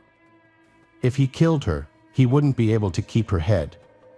Despite this, law enforcement gathered enough evidence to charge Tishko, and his trial was scheduled for May 2020. Throughout the trial, Wilma's body remained missing. Tishko showed no signs of remorse or emotion. In court, his defense team tried to argue that he was not guilty by reason of insanity, pointing to his irrational beliefs and claims about Wilma as evidence. However, this defense was unsuccessful. On July 27, 2020, the court delivered its verdict. Tishko, 23, was found guilty of murdering 17-year-old Wilma Anderson and was initially sentenced to life in prison. However, the appeals court later reduced his sentence to 18 years. The sentence was reduced in part due to a lack of concrete evidence surrounding the circumstances of Wilma's death, including the fact that her body was never found. Wilma's funeral was finally held in late 2020, bringing closure to the tragic events, but undoubtedly causing immense grief for her family. Welcome back, detectives. Let's dive into another horrible case. The case of Els Van Doran. Els Van Doran was a 38-year-old Belgian woman married to Jan de Wilde, a jeweler. Together, they had 2 children, Vincent and Carol. Although he worked in his family's jewelry store, Els Van Doran's real passion had been skydiving. She initially took up the sport with her husband in 1994, but she quickly overcame his interest as her passion for skydiving grew. Els Van Doran was an experienced skydiver with 2,300 jumps. Every weekend and holiday, she spent time skydiving. In 1998, she began formation jumping, and in 2001, she became a member of an all-female skydiving team called the Divas. The team competed at the World Skydiving Championships in 2003. However, Els Van Doran had to leave the team in 2004 due to a herniated disc. After recovering, Els Van Doran decided to skydive more for fun than for competition. She joined the Swartberg Parachute Club, where she met a fellow skydiver and close friend, Els Babs Klotmans, who was 26 years old and a school teacher. To avoid confusion within the club, Els Van Doran suggested the nickname Babs for her young friend. Both women were acquainted with Marcel Summers, a member of the Swartberg Parachute Club. As Els Van Doran, Babs, and Marcel became acquainted, Els Van Doran found herself developing a strong relationship with Marcel, which eventually became a romantic relationship. Even though she was married, Els Van Doran was able to keep her relationship with Marcel a secret because her family was used to her spending weekends at the skydiving club. She often visited Marcel's apartment on weekends without arousing her husband's suspicion. What Els Van Doran didn't know was that she not only shared a name with Babs, they also shared a man, Marcel. Unbeknownst to both Els Van Doran and Babs, Marcel had been secretly hooking up with both of them, devising a plan to manage his time with each of them. Friday was for Babs, while Saturday was for Els Van Doran. This arrangement worked for Marcel for a while, but it didn't last long. On Friday evening, November 10, 2006, something unexpected happened. As planned, Babs went to Marcel's residence for a weekly meeting, but what she didn't know was that Els Van Doran had also decided to surprise Marcel that night. Babs and Marcel had just finished dinner and were returning to their apartment when they met Els Van Doran, who was waiting outside the door. That night, Babs did not sleep in Marcel's bed as expected. Instead, she slept in a sleeping bag on the living room floor, while Marcel and her friend, Els Van Doran, were in the bedroom. While in the living room, Babs noticed Els Van Doran's parachute and skydiving equipment nearby. Feeling hurt and betrayed by her friend's actions, Babs acted in a way that would ultimately have devastating consequences. On November 18, 2006, 12 members of the skydiving club, including Els Van Doran, Babs, and Marcel, boarded a flight over Flanders. Their plan was to jump in a four-person formation from 13,000 feet with Tom, another skydiver. During the jump, they would hold hands before leaving and opening their parachutes. Els Van Doran and Tom jumped out of the plane as scheduled, but Babs seemed to have jumped a little late. As they free fell, Babs struggled to keep up with the group. At an altitude of 9,000 feet, Marcel, Els Van Doran, and Tom decided to break formation to safely open their parachutes. That's when they realized something serious was going on. Els Van Doran's parachute wouldn't open when she pulled the rope. Remaining calm, Els Van Doran recalled her emergency training and remembered a previous experience where she had successfully deployed her reserve parachute after the main parachute failed. Els Van Doran was plummeting towards the ground at a speed of 200 kilometers per hour, with only 20 seconds to perform an emergency maneuver to ensure a safe landing. Despite her best efforts, pulling the reserve parachute cord had no effect and the parachute could not open. In a state of panic, Els Van Doran continued to pull both the main parachute rope and the backup parachute rope. But nothing happened. Marcel, at an altitude of 800 meters, witnessed Els Van Doran's desperate struggle from afar. He was 300 meters above Els Van Doran, who was only 500 meters above the ground, and he knew something was wrong because her parachute had not opened. However, he was powerless to intervene and could only watch in horror. In a last-ditch effort, Els Van Doran tried to untangle her parachute in hopes of activating it, but it was too late. Her life ended. Meanwhile, in Upavbeek town, a woman was drying laundry in her garden when she heard a loud noise. She looked up and saw a person falling from the sky with a parachute, heading straight for her garden. This sight was not unusual as her house was located near a skydiving club and its landing strip. She suddenly noticed a piece of white cloth stuck to her bush. When she got closer, she saw a person lying in the bushes. She immediately called her husband, who was working in the garden, and they quickly called emergency services. Meanwhile, Marcel had landed safely and was desperately searching for Els Van Doran.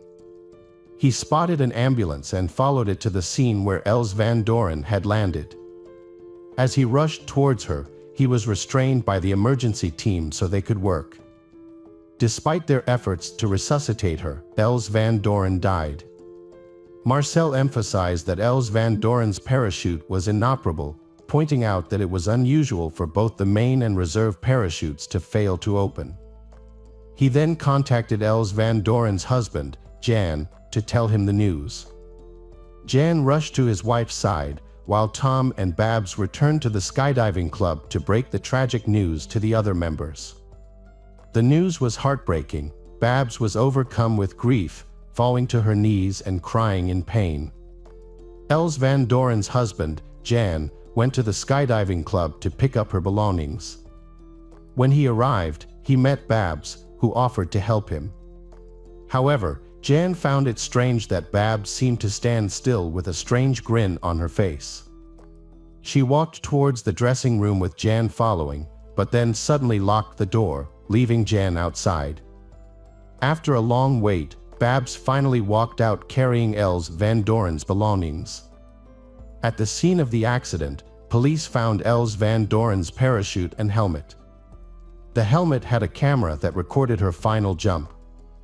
An autopsy was performed to see if Els Van Doran's death was caused by any internal cause.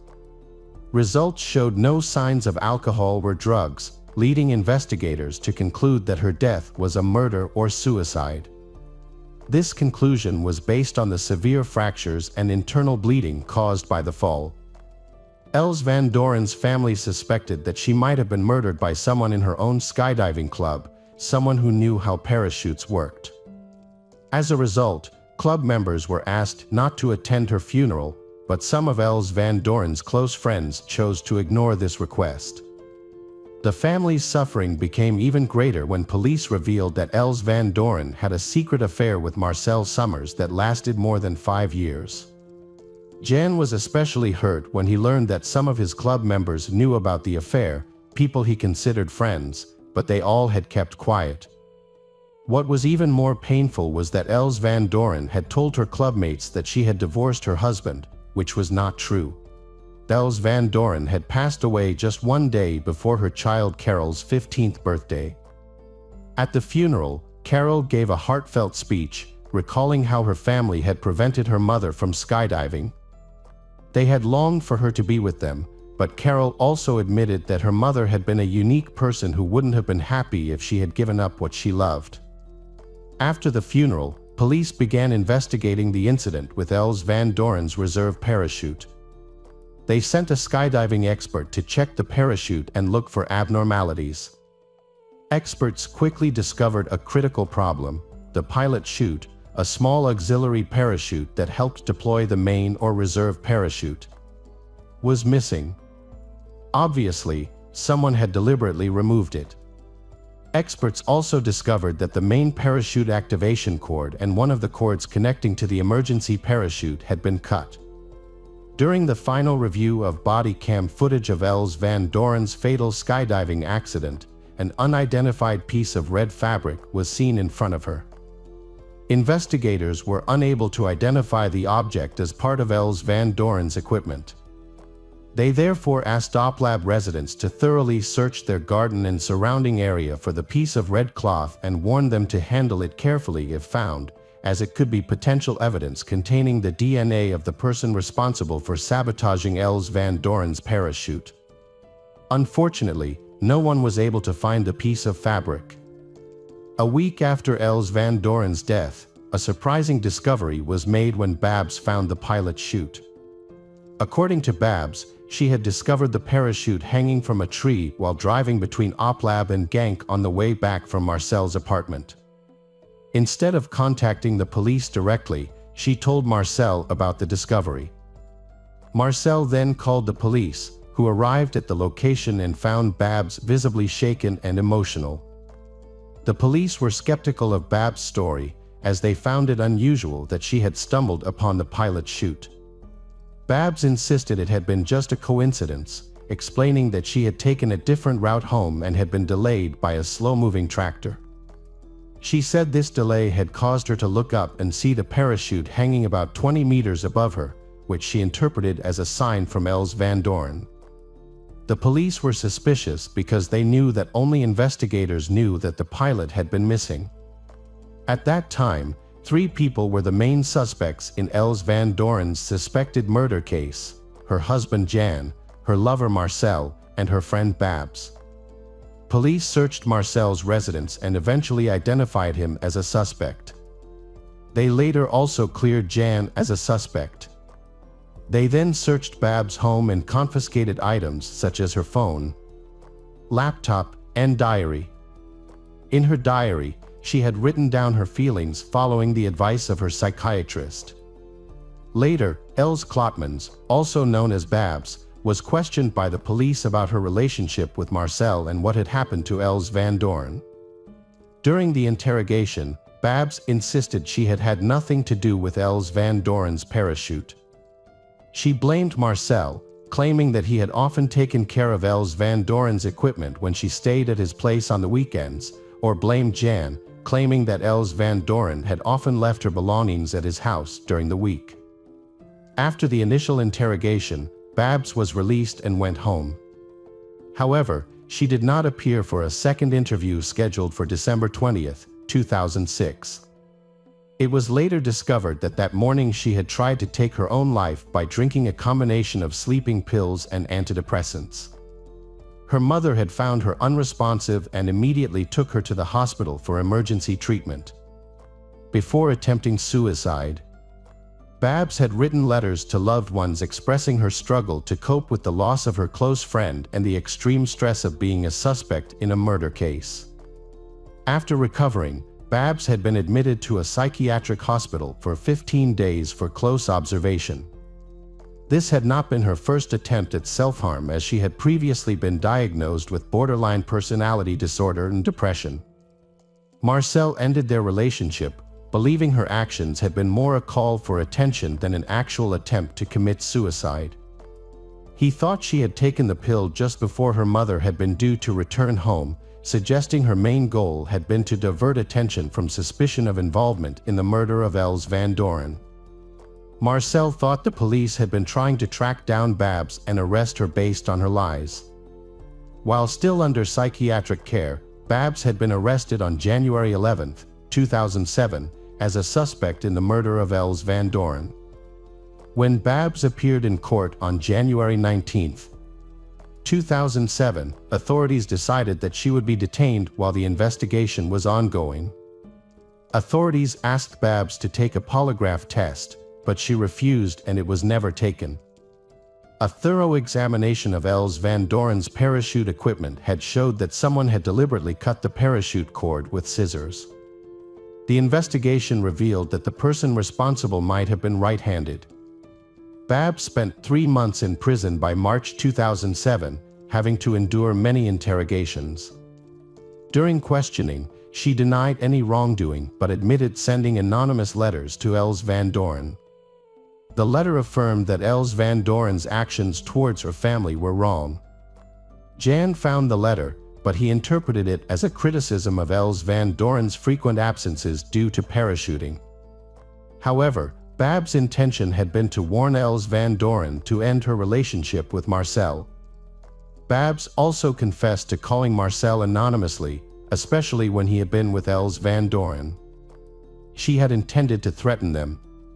Investigators analyzed Babs' automatic activation device, AAD, and discovered that Babs had jumped with the rest of the team and deployed her parachute beforehand.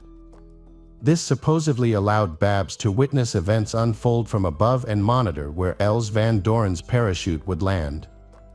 Babs could have landed and retrieved the parachute later. Babs' trial in the murder of Els Van Doran began on September 24, 2010. Babs had been quickly arrested. The prosecution felt confident that they had enough evidence to prove Babs had committed murder. They believed Babs had been motivated by jealousy because she had discovered her lover, Marcel Summers, had been having an affair with her best friend, Els Van Doran. Babs had previously told investigators that she knew Marcel preferred Els Van Doran to her. The prosecution argued that Babs had wanted to eliminate Els Van Doran as a rival. However, Babs' defense argued that the prosecution's case had been based on circumstantial evidence and unproven allegations. During the trial, Babs claimed that she had not seen a future with Marcel and only had an intimate relationship with him because of her low self-esteem. She even suggested that Els Van Doran's daughter, Carol, might have wanted to harm her mother for being away for the weekend. However, despite her efforts to manipulate the jury and shift blame, the judge's verdict prevailed. On October 20, 2010, Babs had been convicted of murdering her friend Els Van Doran and received a 30-year prison sentence. During the trial, Babs, steadfastly maintaining her innocence, had been closely monitored to prevent her from harming herself again. She later filed an appeal claiming that the police had interrogated her without a lawyer. In May 2011, her appeal was dismissed. In June 2022, after serving 12.5 years in prison, Babs was conditionally released after a third appeal and is now free. It is a pity that Els Van Doran had suffered a tragic fate and that her family had suffered immense pain when the truth had been revealed. Our sincerest condolences go out to the family and loved ones of Els Van Doran, who will be deeply missed.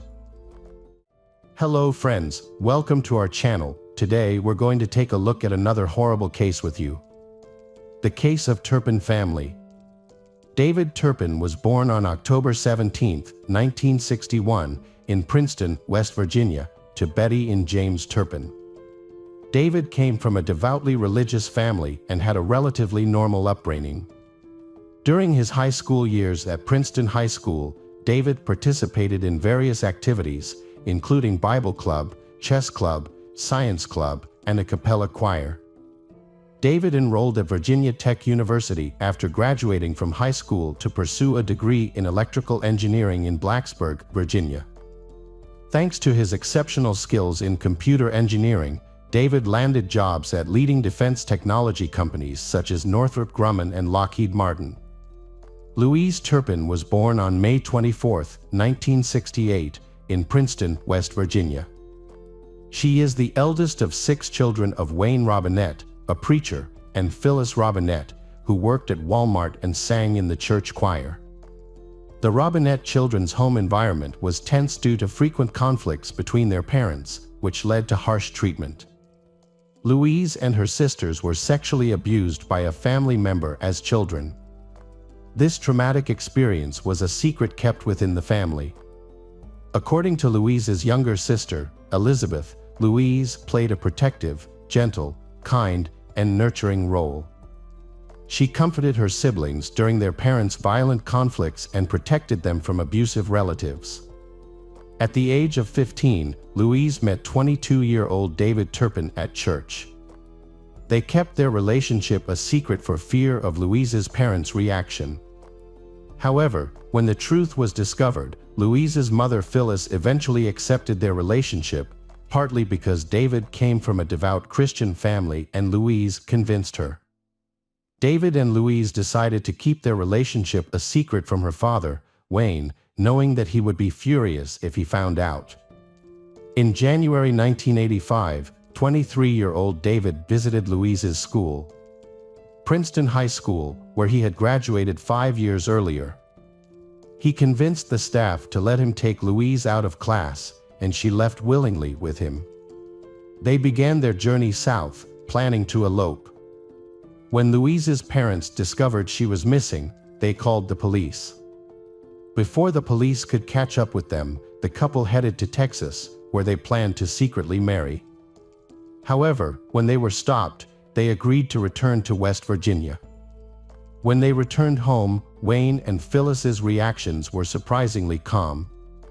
Initially, Wayne was angry with Phyllis for allowing their daughter, Louise, to date David. However, when he saw how much they loved each other, he realized that it would be difficult to separate them. So Wayne agreed to let them marry on February 11, 1985, in a small ceremony in Pearisburg, Virginia. 2 years later, Louise's parents divorced and Louise's father, Wayne, took a job as the chief deputy assessor of Mercer County. After marrying David, Louise began to live more independently and freely. Louise was happy with her new life. In 1988, Louise gave birth to her first daughter, and 18 months later, their second child was born. David was then transferred to General Dynamics, and his family moved to Fort Worth, Texas. They settled in a modern neighborhood called Meadow Creek. Louise's family lived a lavish lifestyle thanks to David's high-paying job. Louise, eager to show off her family's newfound wealth, invited relatives from West Virginia to visit. Having grown up on a tight budget, Louise was happy to show off her current success. To make their visit comfortable, David and Louise paid all the expenses. The Louises welcomed a baby boy in 1991, bringing them even more joy. However, by 1992, the Louises were in debt. Despite their financial struggles, they continued to live a lavish lifestyle. In 1993, Louise became pregnant with her fourth child, a girl. In 1994, Louise's oldest daughter started first grade at Meadow Creek Elementary School. She looked neglected, with greasy, unkempt hair, dirty clothes, and poor hygiene. Her appearance made her the target of teasing by her classmates. In 1995, Louise's family welcomed a fifth child, a boy. Louise's family seemed carefree despite their financial difficulties and continued to splurge on luxuries, treating relatives to expensive meals. When Louise's younger sister Elizabeth joined them on their 1996 vacation in Fort Worth, they stopped at a casino in Louisiana on the way. While at the casino, Louise asked Elizabeth to babysit the children so she and David could gamble. They asked Elizabeth not to tell anyone about this, knowing that it was against their Christian values. During this visit, David and Louise's gambling led to losses. Tensions became apparent when David claimed that Louise had a serious gambling addiction and blamed Louise for their financial difficulties. While staying with Louise's family, Elizabeth was shocked by the family's disturbing behavior. David and Louise did not show much affection for their children and tightly controlled every aspect of their lives. Elizabeth was particularly concerned about David's behavior, as he often invaded Elizabeth's privacy by entering the bathroom while she was showering, making her feel uncomfortable and insecure. In May 1997, the Turpins had their fifth child. By September of that year, concerns about their eldest daughter and the possible signs of sexual abuse began to grow. In 1998, the family had a sixth child. Although David had a well-paying job, the family's financial situation worsened due to their frequent gambling, which caused significant financial strain. In the spring of 1999, the eldest daughter dropped out of school, as did the other children. Louise and David announced that they were homeschooling their children. In late 1998, the bank foreclosed on the family's home in Fort Worth, so Louise and David moved to Rio Vista, Texas, a less populated area. The new home that Louise and David had in Rio Vista was in serious disrepair when they moved in. It was dirty, stained, and smelled bad. Before moving into the Rio Vista home, the Louises had their seventh child. Over the next 6 years, the family added 5 more children. Over time, the parents, David and Louise Turpin, became increasingly irresponsible and abusive. They physically harmed their children, beating, choking, and whipping them with belts, often for trivial reasons such as not letting them go to the bathroom. The children were also severely neglected in terms of personal hygiene, with some only bathing once a year.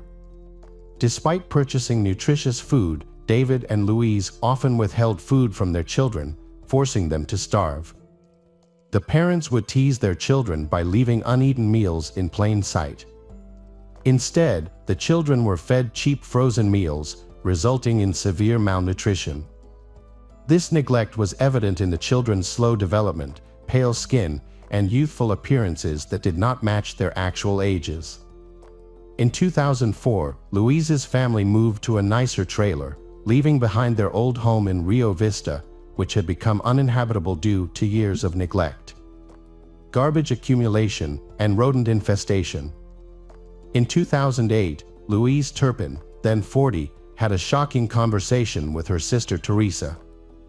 Louise revealed that she and her husband David had abandoned their Christian education and stopped attending church.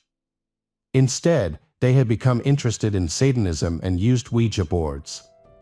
Louise also confessed that she and David had engaged in wife swapping, a lifestyle that involved having sex with other couples they met online. What was even more disturbing was that they often left their younger children at home, in the care of their older siblings, while they went out to meet strangers they had met online. This drastic change in Louise, who had always been caring and responsible, worried her older sister Teresa. Despite their financial struggles, Louise's family often went to Disneyland in matching outfits, taking lots of happy photos. Louise made sure to send these photos to her family and her parents. The only indication to Louise's family that the children were okay was through these photos, which showed them appearing happy despite being very thin. In 2014, Louise's family moved to Paris, California, about 20 miles north of Murrieta. By this time, the child abuse had reached an extremely violent level. David and Louise had tied their children to their beds with ropes. If the children tried to escape, the ropes were replaced with chains and locks. The children were locked in the room for around 20 hours a day, forced to endure the stench that permeated the air. In 2015, the family welcomed their 13th and final child. Soon after, the family traveled to Las Vegas to celebrate David and Louise's 30th wedding anniversary. Faced with the horrors of their living conditions, Louise and David's 17-year-old daughter made the brave decision to seek help by reporting the abuse to the police. She climbed out of the window and quickly called the police on the phone. During a tense 20-minute 911 call, she detailed the deplorable living conditions and the countless abuses she and her siblings endured. With photographs of their desperate situation as evidence, she waited for the police to arrive. When police arrived at the scene, they witnessed a horrifying scene: a severely malnourished girl who appeared to be about 10 years old. The girl led police to the front door, where they found Louise. Upon entering the home, police immediately smelled a strong stench that made it difficult to breathe. Despite the strong odor, police continued to investigate and made a horrifying discovery: 3 younger children chained to beds. The home was in a state of extreme disarray, with trash and dirt covering the floor because there was no toilet access. Police quickly took the younger children to Riverside University Medical Center for evaluation and care, while the older children were taken to Corona Regional Medical Center. David and Louise Turpin were arrested on January 14, 2018, for child abuse and torture. Within 4 days, they faced multiple charges. Each of them was charged with 12 counts of torture, 7 counts of abuse, 6 counts of child abuse and neglect, and 12 counts of false imprisonment. David Turpin also faces a separate charge of lewd conduct with a child under 14. Among their children, a 2-year-old child showed no obvious signs of abuse. In addition to being abused, the children were treated extremely cruelly by their parents. They suffered severe physical abuse that resulted in neurological damage.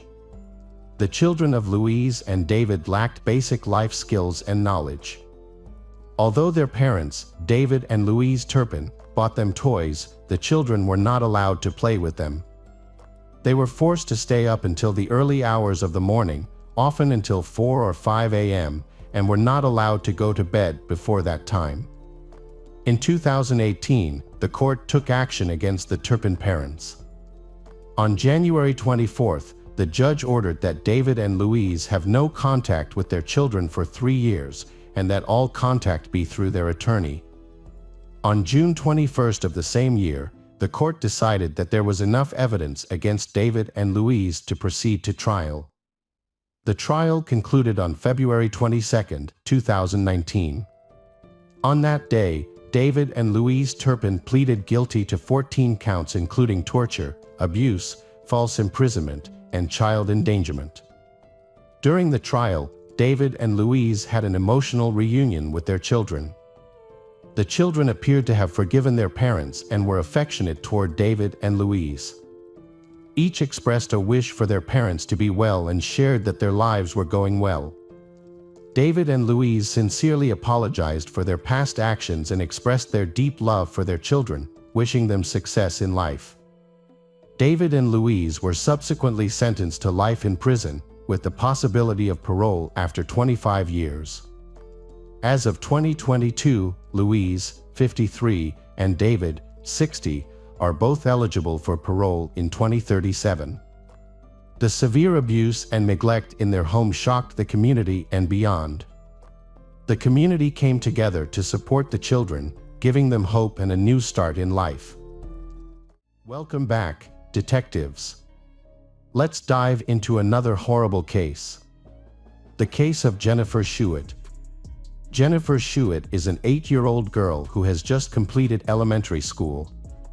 She lives with her single mother, Elaine, who has worked hard to provide her daughter with a comfortable life. Elaine always tries to give Jennifer a happy childhood, full of love and care.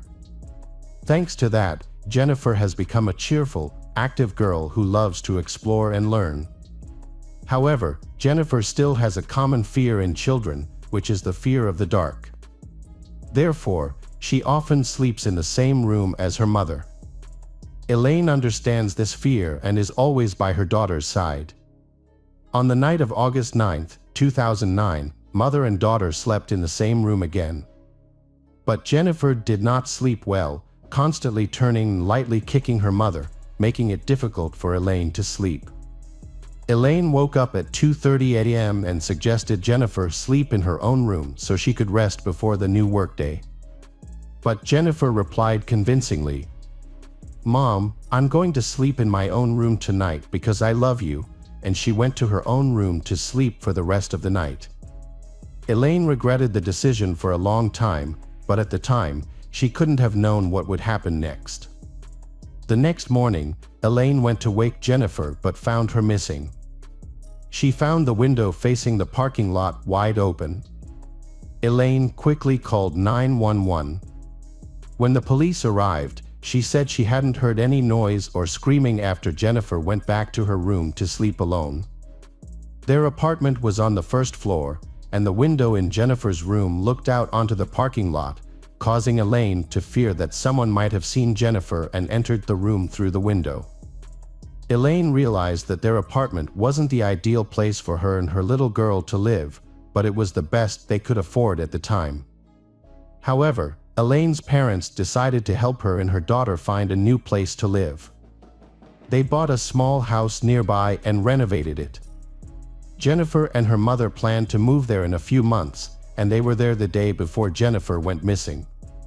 After her daughter went missing, Elaine was extremely sad and remorseful.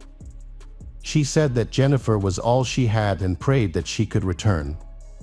The police worked tirelessly to find Jennifer. Fortunately, Elaine did not have to wait long for news. Around 6:30 p.m. that same day, the police received a call from parents whose children were playing in the fields and accidentally discovered a little girl. When they arrived at the scene, the police found 8-year-old Jennifer Schuitt lying in the middle of a field, 5 kilometers from her home. Jennifer's condition was serious, with a cut on her throat from ear to ear, causing her to lose a lot of blood and turn pale. Jennifer was taken to the hospital in critical condition, where doctors tried to save her life. Due to the injury to her neck, Jennifer was unable to speak. After surgery, Jennifer's condition stabilized, the bleeding stopped, and her breathing was steady. However, when Jennifer woke up from surgery, her mental state changed dramatically.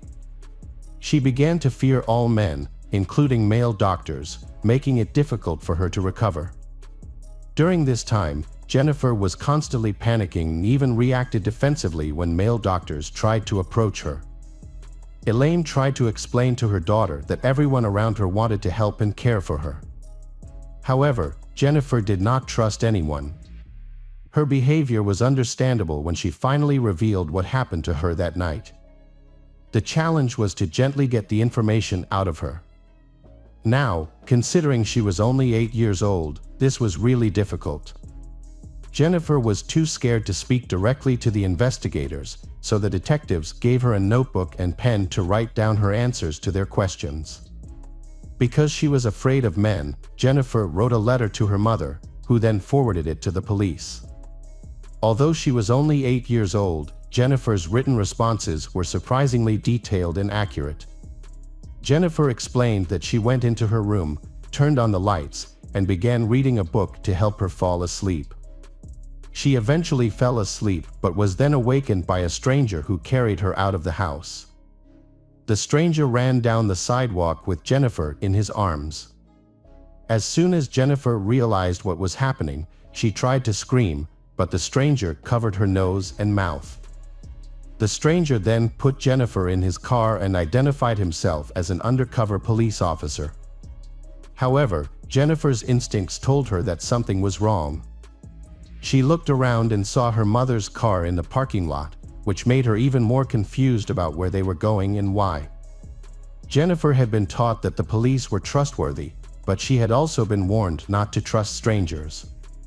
Her fear and recent experiences with strangers made her suspicious of the stranger's words, and she sensed that something was wrong.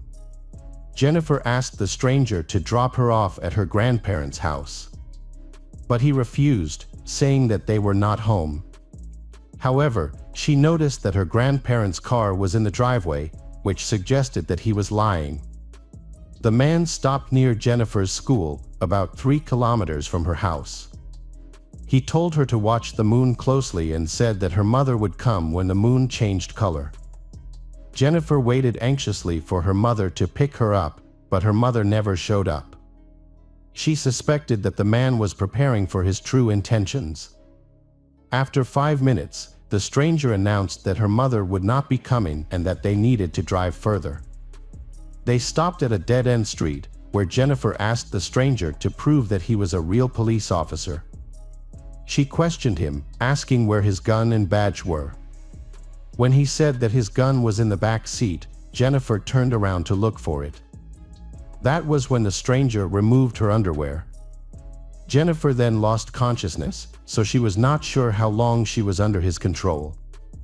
Jennifer slowly regained consciousness as she was dragged through a field, her ankles constantly rubbing against the road. The pain from the branches and rocks stabbed into her back, but she pretended to be dead and kept quiet, realizing that this was her chance to survive. Her attacker eventually let go of her legs and left her in the field. Jennifer heard him walk away, followed by the sound of his car door slamming and the sound of the engine driving away. When she regained consciousness, Jennifer found that she could not scream, and she was not sure why. She mustered enough strength to bring her right hand to her neck, where she discovered an open wound. Her hand was covered in blood. The exact time she had been missing is unknown, but it is believed that she had been lying in the field for between 12 and 14 hours. As the sun began to set, Jennifer saw the lights of passing cars nearby and heard the sounds of children. A dog approached her several times, seemingly trying to get its owner's attention, but no one came. Throughout her suffering, Jennifer was bitten by fire ants, which helped her stay conscious. Each time she woke up, she could not believe that she was not dead. Jennifer had accepted her fate, thinking that she would not survive. But everything changed when she heard the sounds of children nearby. Suddenly, something hit her leg. When Jennifer later regained consciousness, she found herself being reassured by a police officer who repeatedly told her, "You've been found, you'll be okay. Just stay with me." The officer's words provided comfort to Jennifer as she was loaded into the Lifeline helicopter. The aftermath was a challenging experience for 8-year-old Jennifer, who struggled to communicate due to her inability to speak. She had to write her answers down on paper to convey her story. Additionally, her fear of men made the situation even more complicated. To make her feel more comfortable, her mother stepped in to ask questions on behalf of the police, relaying Jennifer's answers to the officers waiting behind the door. What's remarkable about Jennifer's story is that, despite her ordeal, she was able to remember the stranger's name. She remembered the man telling her his name was Dennis and describing him as fat, with a possible scar on his face. Police also sought the assistance of forensic pathologist Lois Gibson. Although they could only communicate with Jennifer through gestures and notes, they were able to create an extremely detailed composite sketch of the suspect. The sketch was released in the hope of getting information from the public about the identity of the man in the drawing. Meanwhile, police continued to investigate the scene and found Jennifer's clothes about half a mile away, along with a man's clothes. Despite hopes of finding DNA on the clothes to catch the culprit, no matches were found. Jennifer gradually recovered from her injuries. Despite her young age, she showed incredible resilience. During her recovery, there was a moment when she was upset about a chocolate bar that she couldn't eat. She screamed in frustration and let out a weak sound.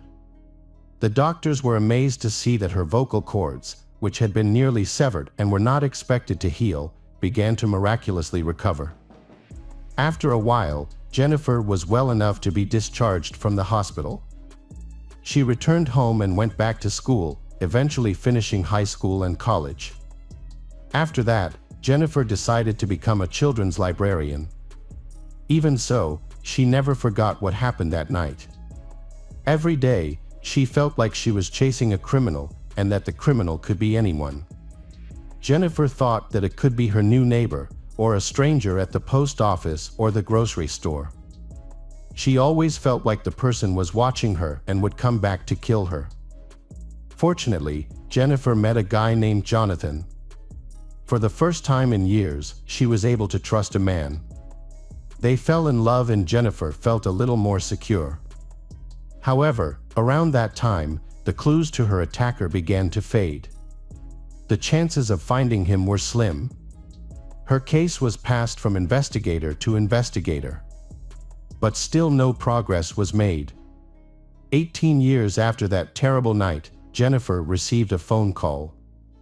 It was a notice that Detective Tim Cromie was taking over her case and wanted to meet with her. Tim Cromie pledged to do everything he could to catch the criminal. Jennifer trusted him, and Tim Cromie told her that he would do everything in his power until the end of his career to get the answers she needed about this case. To help with the case, Tim decided to involve FBI agent Richard Renison in the investigation. Richard had worked for the Dickinson, Texas police before joining the FBI. Tim and Richard discovered a large amount of evidence collected on the day Jennifer went missing and shortly after she was found. Jennifer's underwear, shirt, and other items belonging to the perpetrator were particularly important, so they sent a sample of the DNA found on the clothing to Quantico, Virginia. Although the detectives knew that technology had advanced significantly in the 19 years since the crime, they understood that the age of the case could cause the evidence to not be prioritized in the lab. Despite the years, their work finally paid off. The man whose DNA was found at the crime scene was Dennis Earl Bradford, the man Jennifer had described years earlier. The 8-year-old Jennifer had described the man with astonishing accuracy, even though she was on pain medication at the time and unable to speak. Dennis Bradford, 39, lived in North Little Rock, Arkansas. His DNA was entered into the national database after an attack on a woman he met at a bar in 1996. Although he was sentenced to 12 years in prison, he only served 4. Dennis was released on parole on February 4, 2000. Less than a year later, police arrested Bradford for drunk driving less than half a mile from his home. He later remarried and worked as a welder until his arrest in 2009. Investigators Tim Cromie and Richard Renison found a lot of information about Dennis. In 1987, Dennis had been arrested in Dickinson, 3 years before the attack on Jennifer. The investigators discovered that he had 2 addresses within 2 miles of Jennifer's residence, and Jennifer was able to confirm his identity as the kidnapper. They then requested a photo of Dennis's driver's license from when he was 19. Upon seeing the photo, they were shocked because the man looked very similar to the sketch created based on Jennifer's description at age 8. On October 19, 2009, Dennis Cyril Bradford was arrested. However, he claimed that he did not remember why he stopped near Jennifer's residence or why he had mistreated her. Dennis also revealed a detail that investigators did not know. After the attack, he felt so overwhelmed by guilt that he attempted suicide with a handgun. Despite reaching for the gun, Dennis was ultimately unable to pull the trigger and decided to seek psychiatric help. During his stay at the psychiatric hospital, Dennis accidentally visited the hospital where Jennifer was still a patient, and he was very close to her at the time. Immediately after the interview, the detectives informed Jennifer of Dennis Bradford's arrest. She expressed gratitude to the detectives, especially Detective Tim Cromie and Agent Richard Renison, for their efforts and their promise not to drop the case.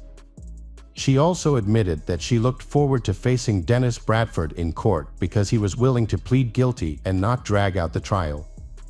Jennifer was given the opportunity to choose a court date, and she chose August 10th, the 20th anniversary of the attack. A turning point in the case came on May 10, 2010, a few months before the trial, when Dennis hanged himself in his cell. Jennifer faced another challenge in her life due to the trauma Dennis caused. She almost lost the ability to conceive. Fortunately, Dr. Craig Witz, after hearing Jennifer's story, generously offered her his services for free twice in late 2012. As a happy ending, Jennifer and her husband eventually welcomed their daughter Jenna and then their son Jonah. Hello friends, welcome to our channel. Today we're going to take a look at another horrible case with you. The case of Elle Edwards. Elle Edwards, a 26-year-old woman, she was a vibrant and beautiful young woman who worked as a cosmetologist at a local beauty salon and assisted a dermatologist. Her positive attitude and kindness have helped her win the hearts and satisfaction of all her customers, even the most difficult ones. Edwards is a highly skilled beauty professional, known for being cheerful and always smiling. At the same time, she was determined and constantly working towards her goals and dreams. On December 24, 2022, her sister Lucy flew in from Dubai to spend the holidays with their family, and Edwards eagerly awaited her return. To celebrate this special occasion, Edwards, her sister, and their friends decided to go to the local pub in Liverpool's Wallasey Village, UK. Here they were having a fantastic time, laughing, dancing, and singing karaoke in a joyful atmosphere. Without their knowledge, someone with ill intentions was nearby. As they exited the pub at approximately 11:50 p.m., someone placed an emergency call. Shortly thereafter, a minimum of 12 shots were fired. Edwards was struck by 2 bullets, and she's suffering a severe head wound. The emergency services were immediately dispatched to the scene. They quickly loaded Edwards into an ambulance and rushed her to the local hospital. Unfortunately, she succumbed to her injuries en route, as they were fatal. When the police informed Edwards's family of the tragedy, they were shocked and disbelieving. No one could comprehend how this could have happened to Edwards, a beautiful and lively young woman. It was unthinkable that she could have had enemies who wished her harm. In the early stages of the investigation, detectives had no leads. The attacker launched a surprise assault and then quickly disappeared, leaving behind a single shell casing in the victim, who was severely bleeding at the location where the crime occurred. The assault was swift yet clearly premeditated, affording Edwards no opportunity for survival. However, it was unclear whether the attacker meant to target Edwards or if Edwards was simply in the wrong place at the wrong time and got hurt by someone who was mentally unstable. A car of unknown origin pulled up near the entrance of the pub, and shortly thereafter, gunfire erupted. Apart from the fatality, 4 other men sustained gunshot wounds of varying degrees. All of the victims were young adults, aged between 22 and 33. Police initially believed Edwards may have been a random victim of the attack. It was known that criminal gangs operated in the area and the shooting might have been a confrontation between gang members. However, this was just speculation that needed to be confirmed or ruled out during the investigation. To learn more, the detectives looked into Edwards's background. Like the witnesses, Edwards's relatives had no idea who would want she dead. The detectives planned to speak with more witnesses and those who had been shot at by the unknown criminal. They also asked the pub owner for security footage. The investigation involves conducting interviews with numerous individuals and thoroughly reviewing extensive video footage. Multiple police officers were working on the case. It was necessary to answer several difficult questions following the attack. The large number of victims raised concerns about whether the attack was a spontaneous act of aggression or a targeted assault. To investigate, all witnesses were interviewed, and authorities began analyzing mobile communications data, which proved to be a time-consuming task. The media was alerted to aid in the investigation. Law enforcement officers appealed to the public for assistance, urging anyone with valuable information to come forward and visit the police station. Specifically, they were looking for any video recordings that might have been taken by eyewitnesses, which could potentially show the car used by the perpetrator.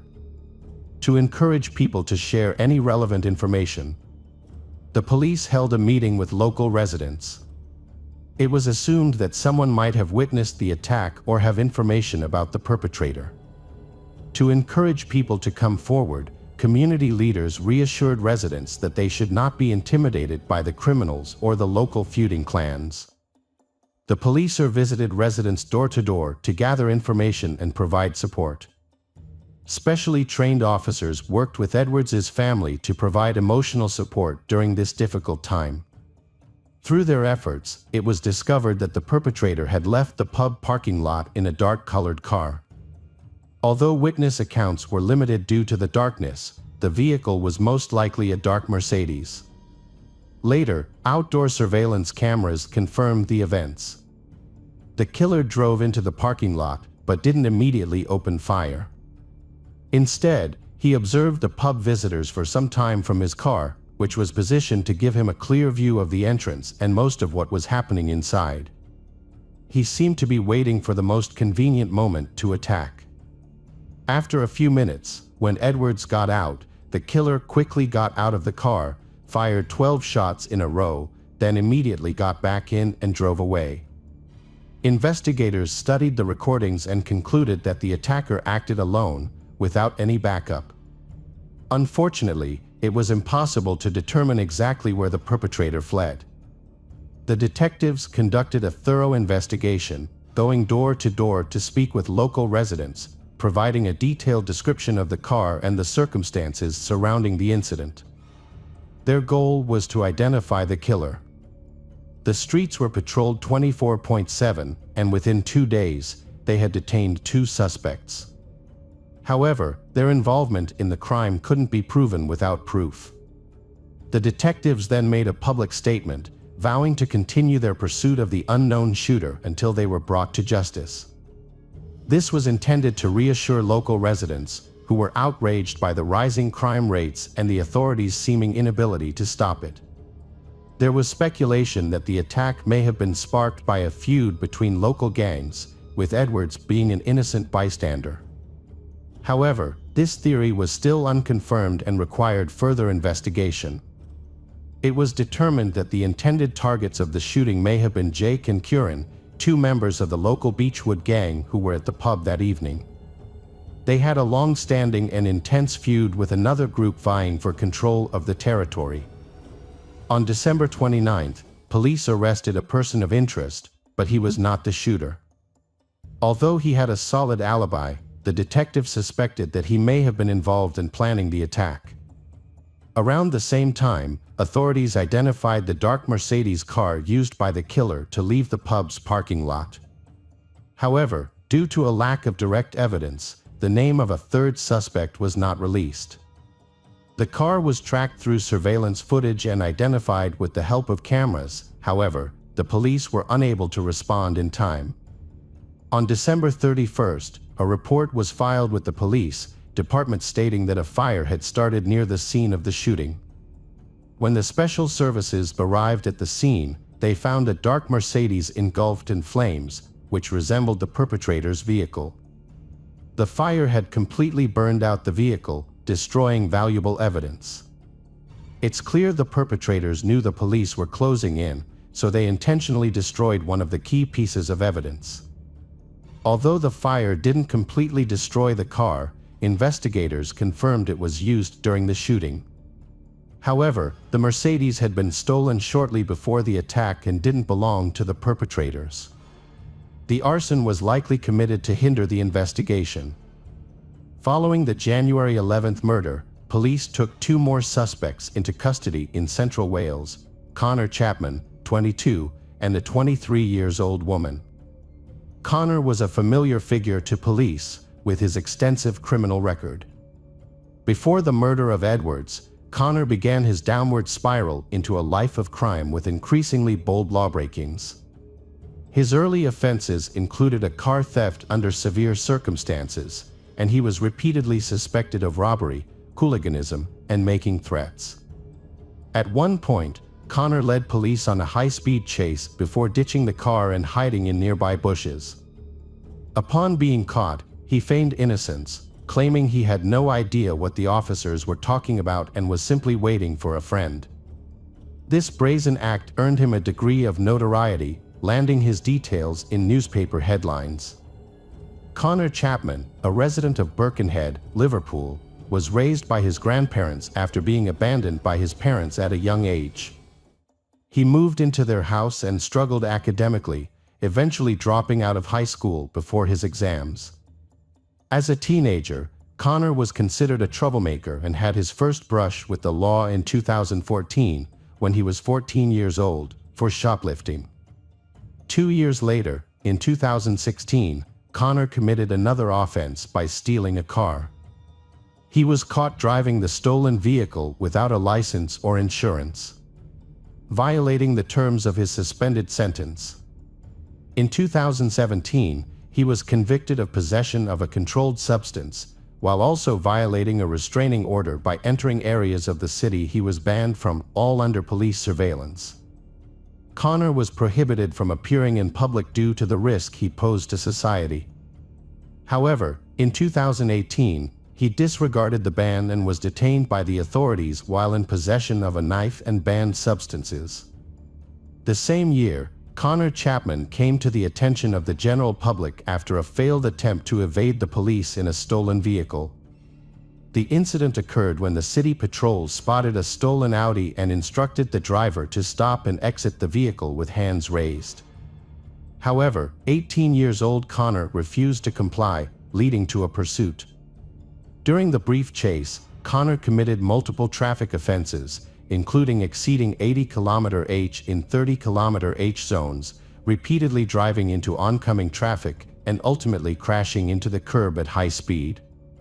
The impact sent the car careening to the side and spinning around. Unable to continue, Connor exited the vehicle and fled on foot. However, the patrol caught up with him in the bushes just a few hundred meters away. Connor claimed he was waiting for a friend, but it was clear he was not telling the truth. In court, Connor's lawyer explained that his client had been influenced by a group of older friends who were a bad influence. The court decided not to punish Connor and released him. It was discovered that he had attention deficit disorder, along with several other conditions, which were diagnosed by a private specialist. Connor in question was sentenced to up to 8 months in prison due to numerous traffic violations and reckless behavior. Additionally, he was banned from driving after his release.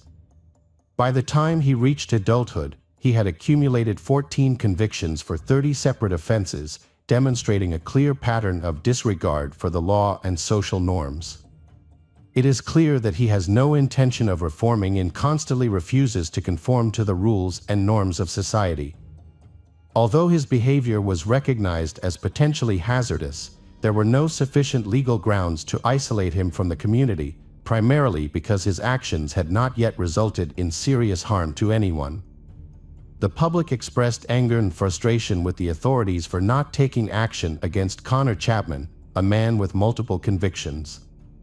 Despite his numerous run-ins with the law, he continued to commit crimes, putting innocent lives at risk.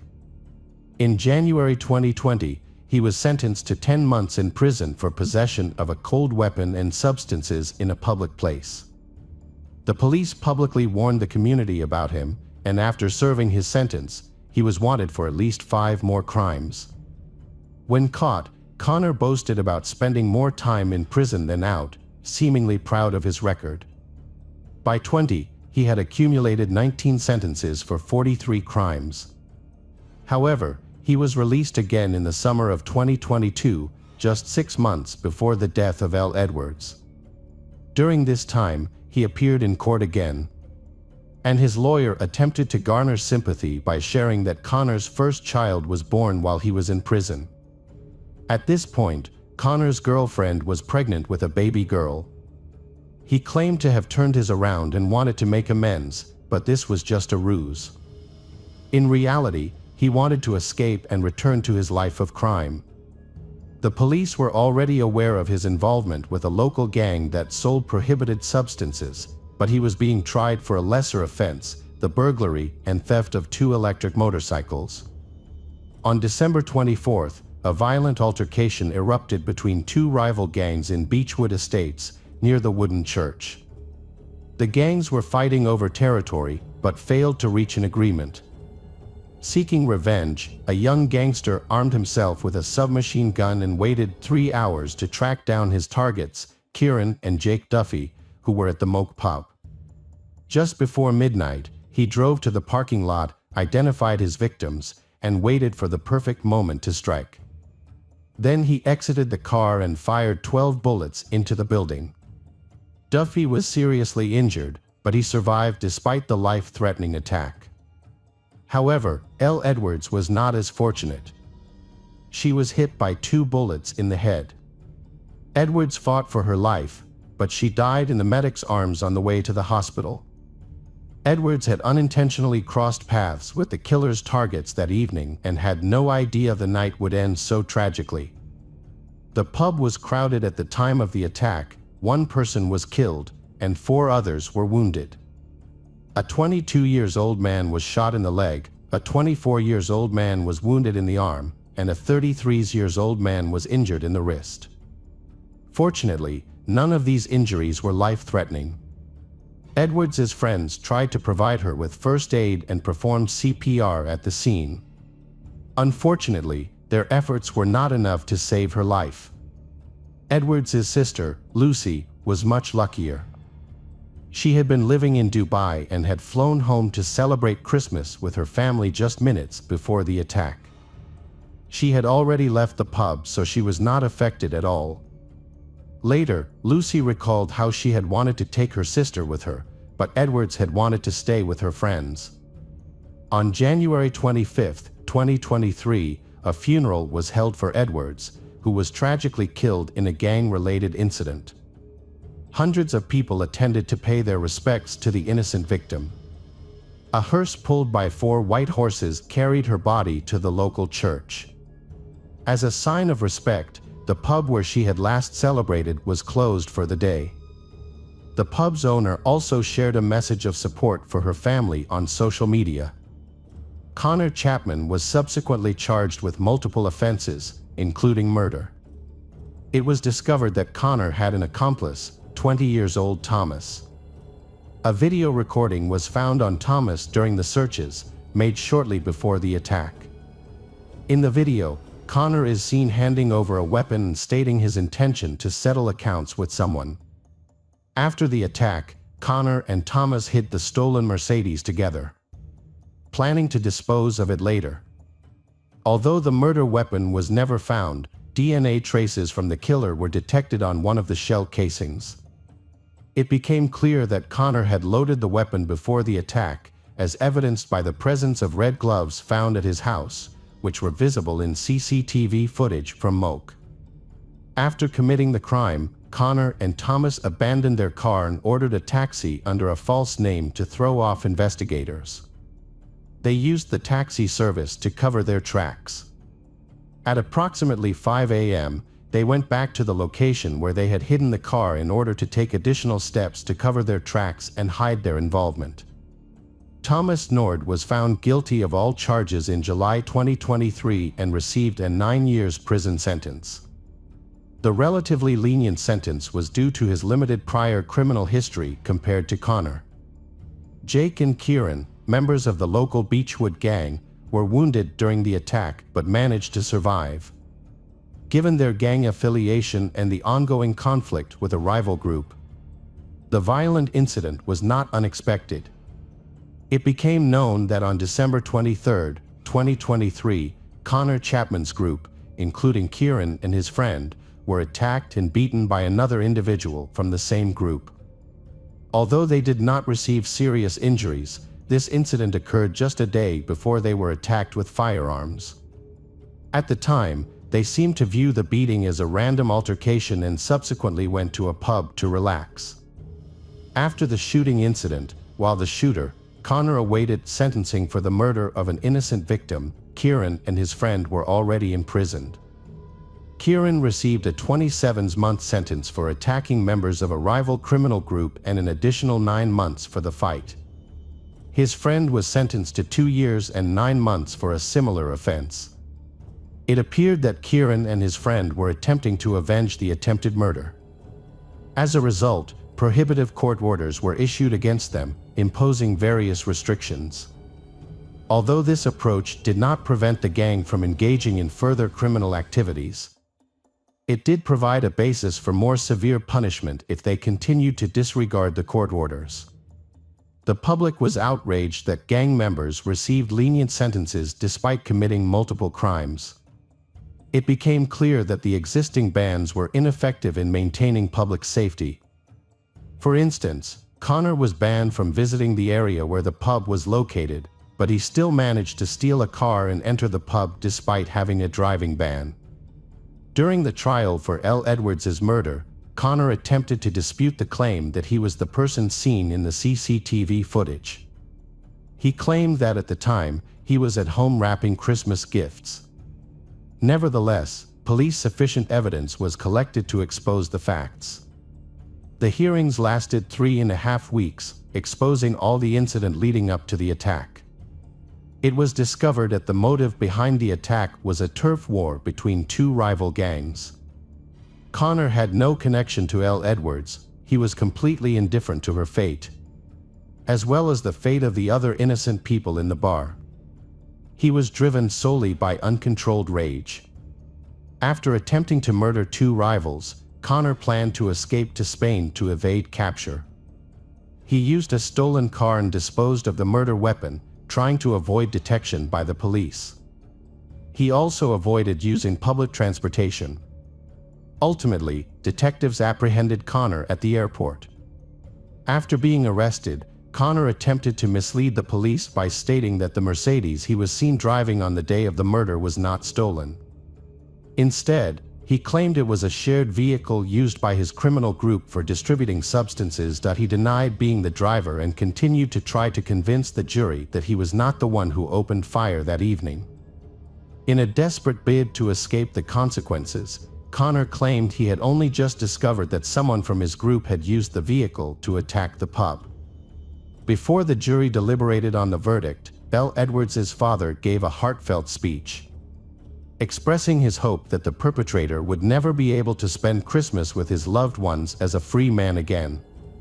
The jurors, comprised of P. Asen and Sim Janine, reached a unanimous verdict after 3 hours of deliberation. They found Connor Chapman guilty of all charges, citing that he had committed the crime with callous disregard and showed no remorse for the accidental killing of Elle Edwards, taking away her promising life. Rather than showing regret, Connor spent several days systematically eliminating all evidence and traces of the murder that could implicate him. The motive behind the attack was attributed to a rivalry between criminal gangs. On July 7, 2023, Connor was sentenced to life imprisonment with the possibility of parole after serving 48 years of his sentence. After the verdict was announced, Elle Edwards' father raised his fist in triumph. However, the incident sparked widespread public outrage. The city's residents felt unsafe knowing they were caught in the middle of a turf war between rival gangs. These gangs possessed a large number of firearms and had shown a willingness to use them, as evidenced by Elle Edwards' murder. Welcome back, detectives. Let's dive into another horrible case. The case of Ardith Wood. Ardith Wood, a 27-year-old woman, is a beautiful and extremely intelligent girl. She was a PhD candidate in philosophy at Waterloo University and worked as an editor for a philosophy journal. Ardith is about to achieve his long-held dream of becoming a professor. In the summer of 2003, Ardith visited her family in Ottawa, Canada.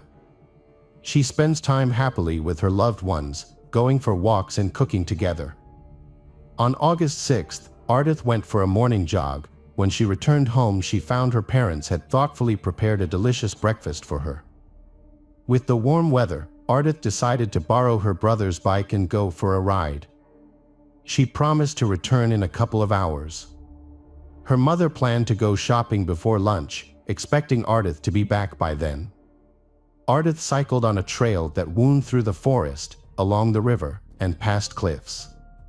The route was usually peaceful and safe, but on this day, something very bad happened. Ardith failed to return home, leaving her mother worried. A heavy downpour began, adding to the concern. The woman realized her daughter wouldn't be riding her bike in the bad weather, but as time passed and Ardith didn't return, the family began to search for her. They thought she might have fallen off her bike and needed help.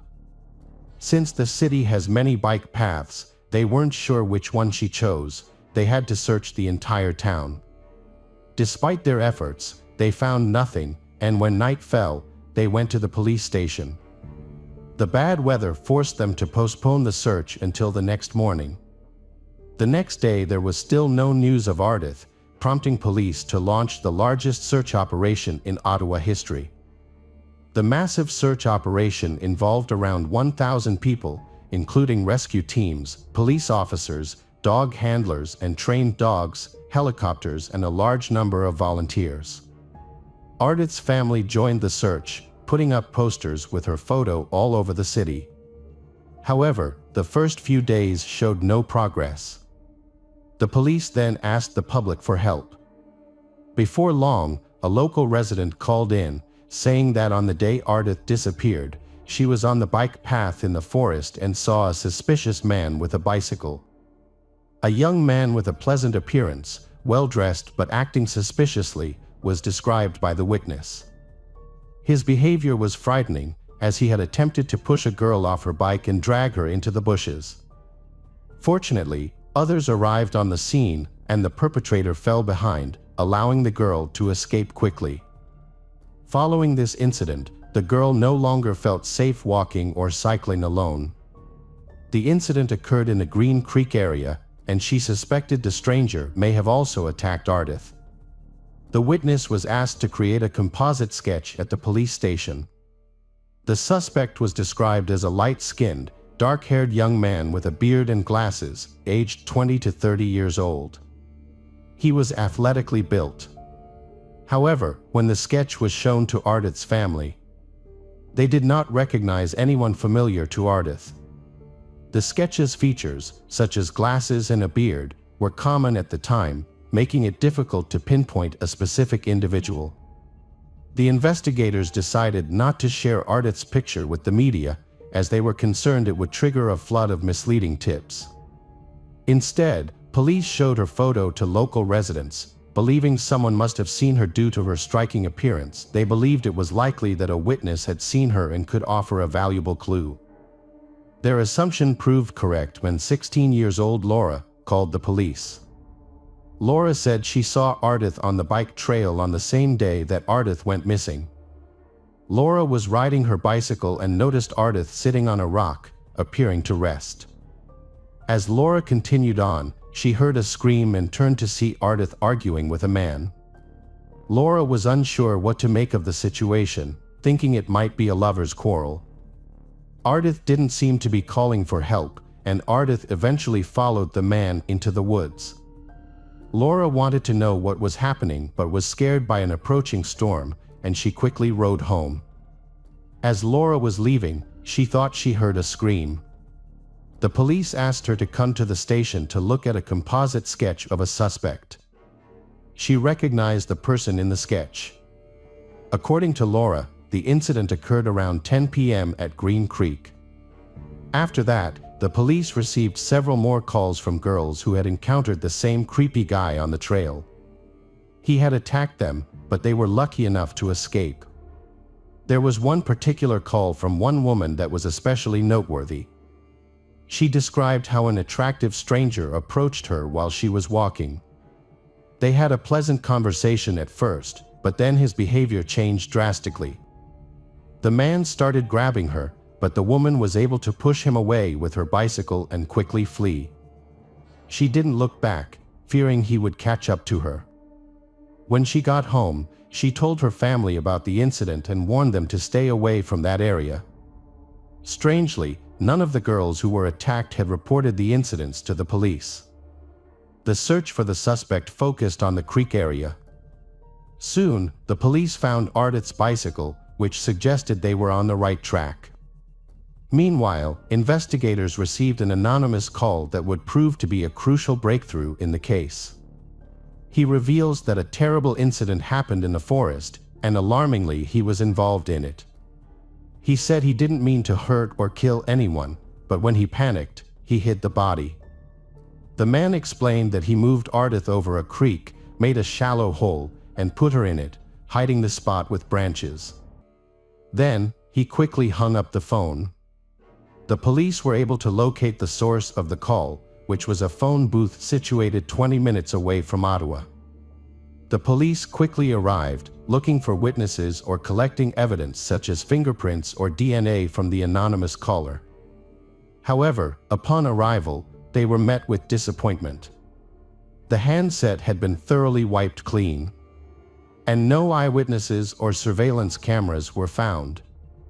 The search for Ardith continued in Green Creek with the aid of specially trained dogs that could detect the scent of human remains. With the assistance of the dogs, the investigators located Ardith's grave, situated between two trees in a secluded, picturesque area. As the detective approached, they saw the partially buried, naked body of Ardith. Perhaps the criminal panicked after being seen by someone, leading to a hasty burial of Ardith. Upon examining the crime scene, criminologists found no fingerprints or DNA evidence. Medical examiners confirmed the cause of death as drowning, with algae present in Ardith's lungs, indicating she was alive when submerged in water. Despite the body being discovered naked, there were no definitive signs of rape, although the possibility was not ruled out. The police suspected the crime was sexually motivated, as the perpetrator targeted girls in secluded areas. Detectives were concerned that the suspect might commit again crime, so they had to quickly find and arrest him. The police thought the perpetrator had already assaulted several girls and killed Ardith, so they were determined to stop them from hurting anyone else. To expedite the investigation, authorities released a composite sketch of the suspect to the media, soliciting public assistance in identifying the individual. The response yielded approximately 4,000 leads, which investigators meticulously processed, a time-consuming task. A pivotal development emerged on September 10th, when police disclosed that the suspect had a distinctive eagle tattoo on his left shoulder, as reported by the girls who encountered him in the forest. A crucial lead emerged that could potentially track down the perpetrator. The media released a sketch of the tattoo, leading to several calls to the police from individuals reporting acquaintances with bird tattoos on various body parts. Unfortunately, these tips didn't yield any concrete results. However, in April 2004, investigators stumbled upon a significant clue while processing another batch of calls. A man claimed to know the killer, stating that the individual lived in the area and was seen riding a bicycle in the Green Creek vicinity around the time of the crime. Intrigued, detectives invited he for questioning. Upon arriving at the police station, investigators were astonished to find that the individual matched the perpetrator's description in both appearance and age.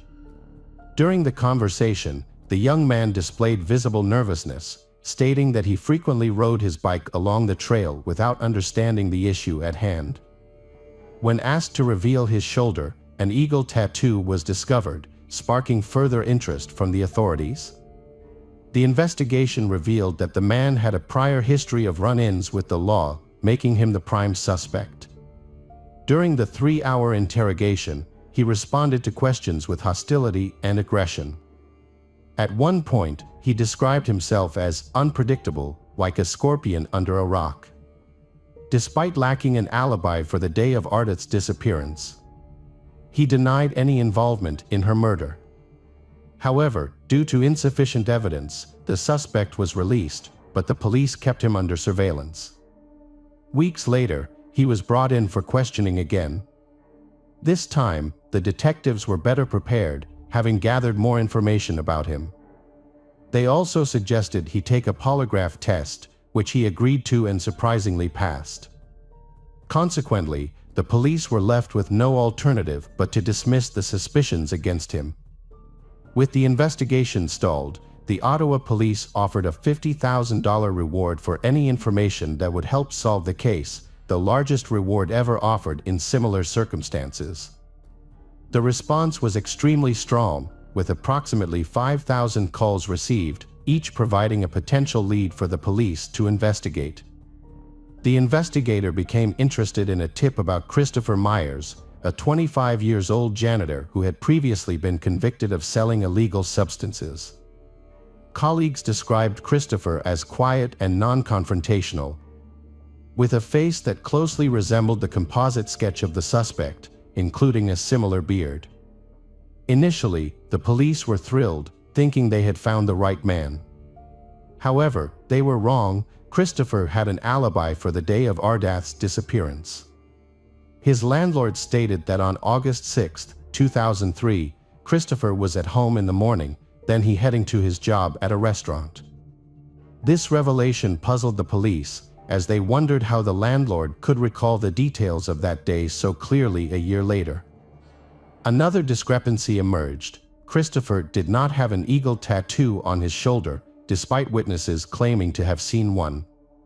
The detectives considered the possibility that he had removed the tattoo and remained convinced that Christopher was the suspect they were looking for. They were determined to prove it. A few weeks after Ardith's incident, a similar attack took place in the evening. A girl who bore a striking resemblance to Ardith was walking alone across a bridge when she noticed someone following her. Upon turning around, she saw an attractive man approaching on a bicycle. The girl made it clear she wasn't interested in talking and asked to be left alone. The man initially rode past her, but then turned his bicycle around and charged at her. With no one nearby to assist, the attacker jumped off his bike and forcibly dragged the girl into the bushes. Her loud screams seemed to frighten the assailant, causing him to flee. The victim reported the incident to the police, but it was handled by different investigators who treated it as an attempted robbery. The detectives working on Ardith's case didn't learn about this incident until much later. In May, another similar attack occurred, targeting a blonde woman. The woman was walking home late one evening after attending a party when a stranger approached her, trying to initiate a conversation. After she asked to be left alone, the stranger claimed to be lost and asked for directions. The woman provided him with the necessary information, and he seemingly left. However, just 10 minutes later, he launched a surprise attack on her from the bushes.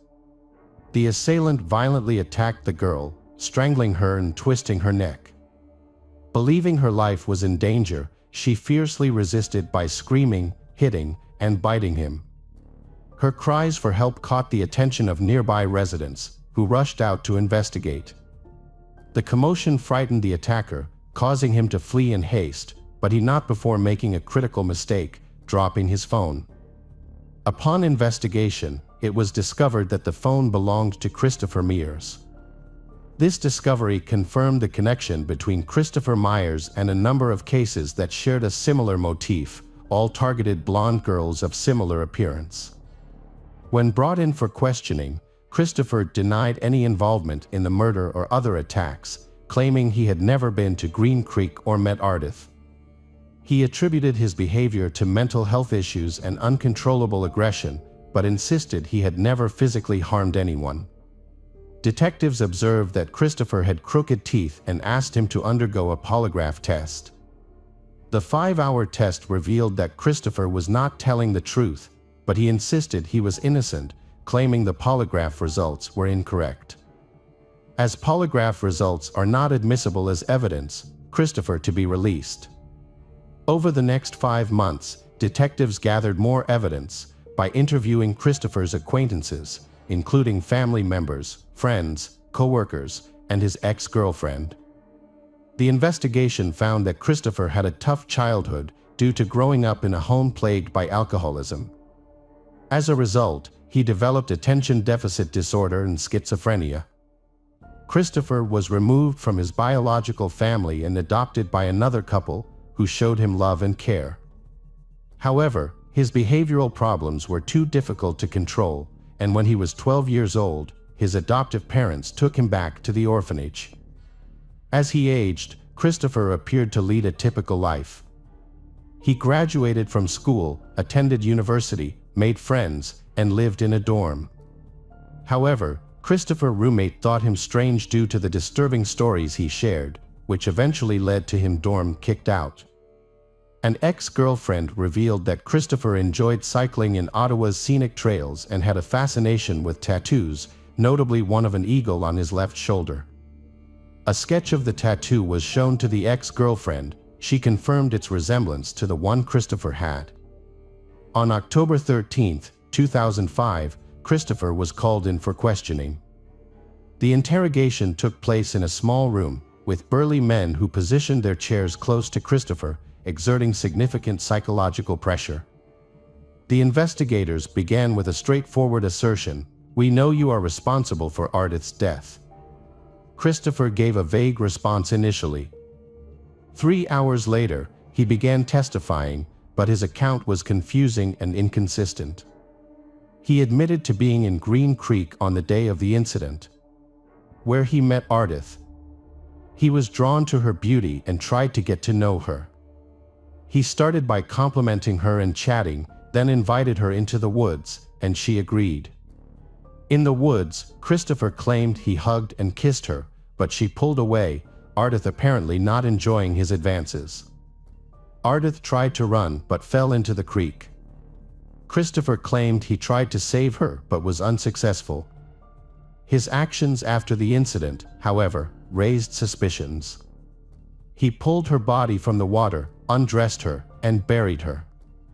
When faced with a murder charge, Christopher immediately retracted his statement, claiming he had never met Ardith and his testimony was based on information gathered from the press. Christopher eventually confessed to the murder, providing a map of the trails in Green Creek where he encountered Ardith. He also identified another individual, likely 16 years old Laura, who witnessed him with Ardith in the forest. Laura confirmed that Christopher was the man she saw at the time. On October 20, 2005, Christopher was arrested. Initially, he agreed to recreate the incidents at the crime scene but later claimed it was not the correct location. Despite the evidence matching, Christopher's unstable mental state led to inconsistent testimony, and he confessed to additional attacks on girls, resulting in further charges. During the trial, Christopher's lawyer portrayed him as a troubled young man. Initially, Christopher denied his previous confessions but later decided to plead guilty on January 8, 2008, following his defense attorney's advice. 5 years after the murder, Christopher admitted to the crime but refused to provide motives or details. He also confessed to the other attacks. The prosecution argued that Christopher's presence on the forest trail that day was not coincidental.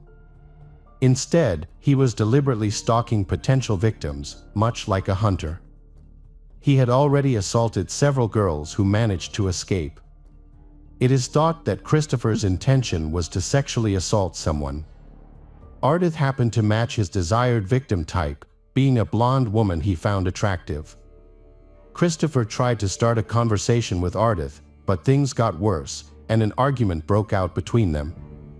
Laura happened to be riding by, overheard their altercation. The killer tricked Ardith into going into the woods, where he attacked and tried to rape her. To escape, Ardith ran and jumped into the creek. However, Christopher caught up to her and drowned her, then buried her body.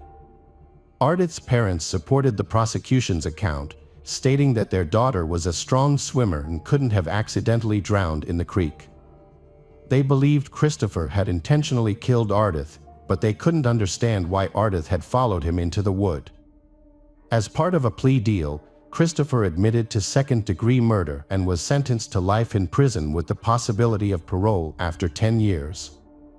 In 2020, his parole application was rejected because authorities believed there was a significant likelihood he would reoffend against women. Hello friends, welcome to our channel. Today we're going to take a look at another horrible case with you. The case of Lynette White. Lynette White was a beautiful young woman from Cardiff, Wales. Due to difficult circumstances, she had to support herself through prostitution since she was 14 years old. Although this was not Lynette's childhood dream, it was the path she was forced to choose. Before her murder, Lynette had given an interview to BBC Wales journalist Tim Rogers, who was investigating child prostitution. In this conversation, Lynette shared how she had been abused, taken to Bristol, and forced into prostitution.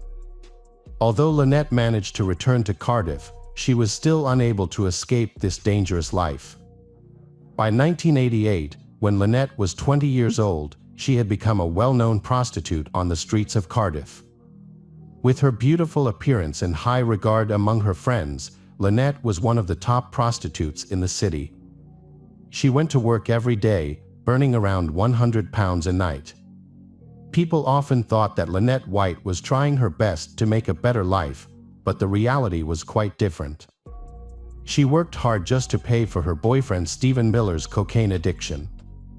Every day, Stephen took large amounts of money from Lynette, who was his only source of income. Lynette and Stephen lived together in a flat on Dorset Street, Cardiff. Every day, Stephen drove Lynette to work in Riverside, Cardiff, and then went to the North Star Club in the evening to collect her earnings. Lynette's life took a new turn when Leanne, a friend of Lynette's, lent her the keys to a flat. The purpose of this was for Lynette to take clients there for sex. On the evening of February 14, 1988, Leanne went to the flat as she presumably wanted to use it. However, when she got there, Leanne found the door locked, which was quite unusual.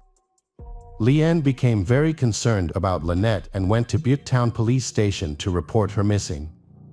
The police went with Leanne to her James Street flat. They entered the flat and found Lynette lying in a pool of her own blood. She had died from severe injuries.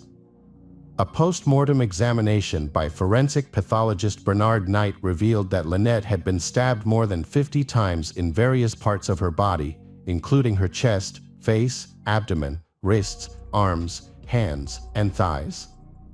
In particular, her throat had been brutally slashed from ear to ear. Although Lynette had been stabbed multiple times, her cause of death was the injury to her throat. The medical examiner determined that Lynette was murdered on February 14th. Between 1:45 a.m. and 4 a.m. Lynette's body was found between the foot of her bed and the window, covered in blood. An autopsy revealed that semen containing no sperm was found in Lynette's vagina and on her underwear. Additionally, 2 different blood types were found on Lynette, including her own blood and blood type AB, which was not Lynette's. After news of Lynette's death spread, police began to investigate the case further. Several witnesses reported seeing a distressed man in the area near where Lynette's body was found on James Street.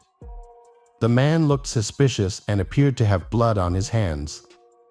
The suspicious man was described as a white man, about 5 feet 10 inches tall and in his mid-30s. Police focused their search on him and eventually arrested a man matching the description. However, he was released after providing an alibi. Police also investigated Stephen, Lynette's boyfriend, as the victim's partner is often the first suspect. Stephen was questioned but was later released because his blood type did not match the blood type found on Lynette. In addition, the police also investigated Francine Cordell and his mother because Lynette was scheduled to testify against Francine in court in an unrelated case. However, both were also ruled out as suspects because their blood did not match the AB blood type found on Lynette. With no leads, the police had to rely on statements collected from the house-to-house investigation. In particular, 2 people gave suspicious statements. They were Mark Gromick, who lived in the apartment above where Lynette was murdered, and his friend, Paul Atkins. In their testimonies, Mark and Paul gave 4 completely different statements. Therefore, the investigators did not take these statements seriously. The police collected more statements related to Lynette's murder. Ronnie Williams, a police informant, gave statements implicating his brother-in-law, Yusef Abdullahi. However, the strained relationship between Ronnie and Yusef led the police to doubt and dismiss this account. Leanne Vilde, who reported Lynette missing on the day of her death, was also a suspect. After intense questioning, she gave a drunken statement naming Stephen and Yusef as the killers. Another eyewitness, Violet Piriam, a secretary at the Cardiff Yacht Club, shed light on the case. 8 months into the investigation, she recalled a crucial detail. On February 14th, while driving home from the club at around 1:30 a.m., she saw 4 excited black men outside the building where Lynette was killed.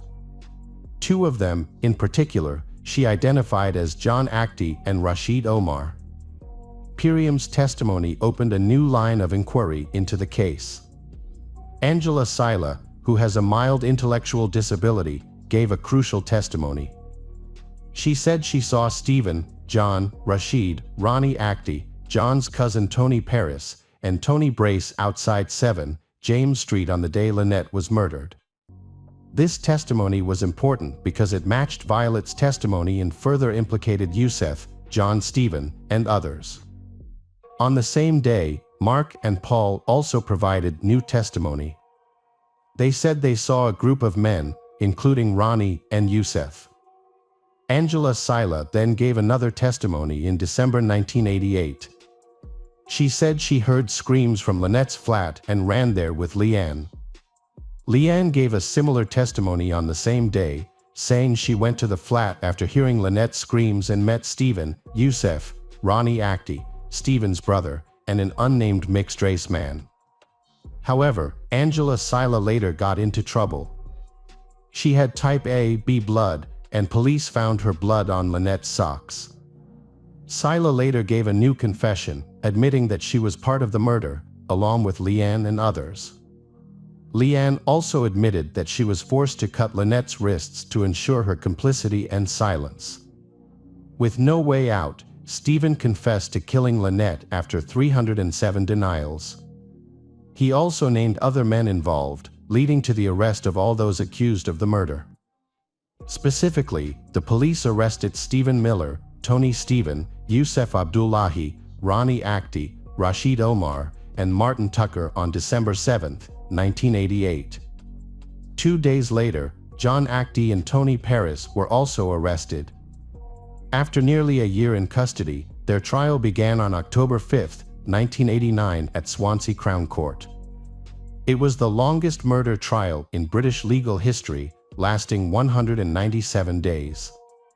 After 2 years in custody, Ronnie Actie and John Actie were acquitted of murder. Meanwhile, Tony Paris, Stephen Miller, and Yusef Abdullahi were convicted. Each was sentenced to life imprisonment and was known as the Cardiff Three. However, there was no forensic evidence linking the men to the crime scene, which created many doubts and questions about the verdict. Friends and family of the Cardiff Three began a campaign to overturn the verdict. The campaign received widespread support and was followed up by television documentaries in 1992. The Cardiff Three's appeal was finally accepted in December 1992. After hearing Stephen's interrogation, Judge Taylor decided that the police had been abusive in their questioning of Stephen. Therefore, the veracity of Stephen's testimony was no longer important. In the end, the Cardiff Three were acquitted. Their conviction was deemed unsafe and insufficiently supported. However, if the Cardiff Three were not the real criminals, then the real criminal is still at large. This raises the question, who killed Lynette White? 8 years later, the case was reopened. This time, Professor Dave Barkley and Police Chief Kevin O'Neill were assigned to investigate. The case led the police back to the crime scene, where the incident had occurred 12 years earlier. While reviewing old photos of the crime scene, Professor Barkley discovered a crucial detail that no one else had seen all these years: a large drop of blood that might have been splattered from a knife onto the wallpaper. When the crime occurred in 1988, the police had collected several pieces of wallpaper from the apartment as evidence. Upon searching through the old evidence, they discovered that the only missing piece of wallpaper was the one containing the large drop of blood. The forensic team continued to investigate the case, carefully studying photos of the scene. They discovered that the blood might have been hidden under several layers of paint on the baseboards. The team also found traces of blood on a piece of cellophane from a cigarette packet, leading to the suspect being nicknamed Cellophane Man. To find the suspect, the forensic team led by Angela Gallup began collecting and comparing DNA data. However, searching for a matching DNA profile in 140 police databases proved futile as no matches were found. But the forensic team did not give up. They narrowed down the search to hundreds of profiles in the Cardiff area by comparing similar DNA profiles. They eventually found a match between the suspect's DNA profile and that of a 14-year-old boy who was known to the police for driving around Cardiff. Surprisingly, the boy could not be a suspect because he had not been born at the time of the crime 15 years ago. The police still visited the boy's home to investigate. There, they were told that the boy's father had died but that he had an uncle named Jeffrey Gafford. On February 26, 2003, detectives went to Jeffrey's home in the village of Hanharan, 15 miles west of Cardiff. However, Jeffrey's house was empty at the time. The next morning, police went to his workplace in an office building in Cardiff city centre. When they explained the purpose of their visit, Jeffrey said, "I think you've got someone for the job." Jeffrey was then asked to provide a mouth swab, which he agreed to do. The police immediately analyzed the swab and identified a clue that would lead to the murderer. The next morning, Superintendent Kevin O'Neill wanted to get things right so there would be no more mistakes. He assigned a team to watch Jeffrey before he began interviewing him. Chief O'Neill had planned to monitor Jeffrey for a week, but on February 28, 2003, Jeffrey attempted suicide. When the surveillance team caught him in a garage, where he had bought 3 packets of paracetamol, the police immediately took action. When the police arrived at Jeffrey's home, he had taken approximately 62 paracetamol tablets, a significant amount of painkillers. Despite this, Jeffrey tried to hide his actions. When questioned, he made a horrifying confession: "I killed Lynette White.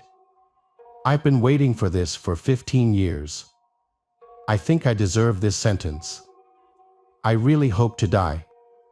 Jeffrey was then taken to the hospital, where he once again confessed to the murder he had committed 15 years earlier. Initially refusing treatment, Jeffrey prepared himself to accept death. But he eventually agreed to take the antidote and recovered within a few days. On July 4, 2003, Jeffrey pleaded guilty to the murder of Lynette White in court. Judge Royce sentenced Jeffrey to life imprisonment with a minimum of 12 years and 8 months. Jeffrey's lawyer later revealed that Jeffrey had killed Lynette for over 30 pounds and had sexually assaulted her body. In February 2007, Paul Atkins, Angela Sila, Leanne Vilde, and Mark Gromick were charged with perjury. By December 2008, 3 of them, Angela Sila, Leanne Vilde, and Mark Gromick, were convicted and each sentenced to 18 months in prison. However, Paul Atkins was acquitted because it was believed he had been bullied, threatened, abused, and manipulated into making false statements. In March 2009, it was announced that the prosecution had enough evidence to charge the officers involved in the original investigation for conspiracy to pervert the course of justice. However, in 2011, the trial was dropped due to a lack of evidence. In 2015, 8 of the accused officers brought a civil suit in the High Court against the police force, suing for malicious prosecution, unlawful detention, and wrongful conduct. However, in late 2015, the judge in the civil case dismissed their case. 5 of the wrongfully accused men were awarded compensation after their release. Stephen Miller was paid £571,000, John Actie received £300,000, while Tony Paris was awarded £250,000. 2 other men, Ron Actie and Yusuf Abdullahi, have since died.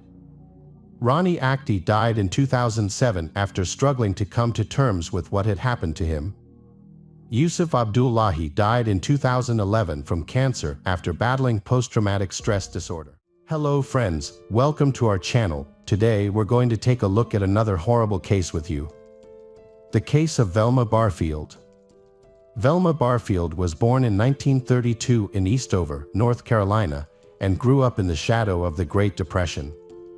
In a poor family of 9 children, Velma's family worked hard on tobacco farms, but life was still difficult. Velma's father, Murphy Bullard, was an outspoken man. Murphy often flew into fits of rage, and Velma claimed that her father physically and mentally abused her and her sisters. Velma's mother, Lily Bullard, suffered from her husband's fiery temper. In their world, love and care were considered luxuries. As a result, Velma and her brothers had a difficult childhood, lacking affection and constantly facing the threat of violence. As a child, Velma noticed a glaring disparity in her finances between herself and her friends. This sparked her first acts of crime. At first, Velma took small amounts of money from her father to buy small items that her classmates liked. However, her stealing gradually became fatter when she stole $80 from an elderly neighbor. When the matter was discovered, her father punished Velma very severely. After that, she gave up stealing. Raised in a Catholic family, Velma found comfort and faith in the Bible. However, as she grew up, the psychological trauma from her past shaped her into a woman with special power. During World War II, the world around her changed rapidly. The war caused her family to face many difficulties. Velma was forced to take responsibility for her life and family early. Her dreams and desires were often hidden behind her primary goal of survival. As Velma grew older, her desire for a better life grew, and she longed to escape her difficult circumstances. At the age of 17, Velma decided to drop out of school. In her search for love and work, she met Thomas Burke, and the two later married, but this marriage brought new difficulties. By the age of 19, Velma had 2 children, a son named Ron and a daughter named Kim. For more than 15 years, the family lived in Parkton, North Carolina. In 1965, Thomas was in a serious car accident and suffered head injuries. To cope with the pain and headaches caused by the injury, Thomas became a heavy drinker and drug addict. This affected his family, especially Velma, who had experienced past trauma due to her father's alcohol abuse. Velma vowed never to let history repeat itself, but she also faced difficulties in her own life. During this time, Velma faced many pressures, including an unhappy marriage, motherhood, and past patterns. Velma tried to find stability by working at a textile factory, but she soon had to quit to deal with health issues. She then had to undergo an emergency hysterectomy. After the surgery, Velma began to suffer from seizures and was prescribed medication. However, the use of seizure medication gradually became a habit, causing her to become mentally impaired.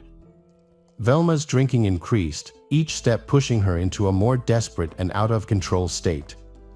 On April 4, 1969, while she and her children were away from home, the house caught fire. Thomas, who was still in the house, died of smoke inhalation.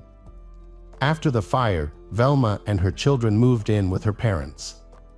A few months after her Thomas's death, Velma began a relationship with a divorced man named Jennings Barfield. They married in August 1970. However, their relationship did not last. After an argument, Jennings died of a heart attack on March 21, 1971.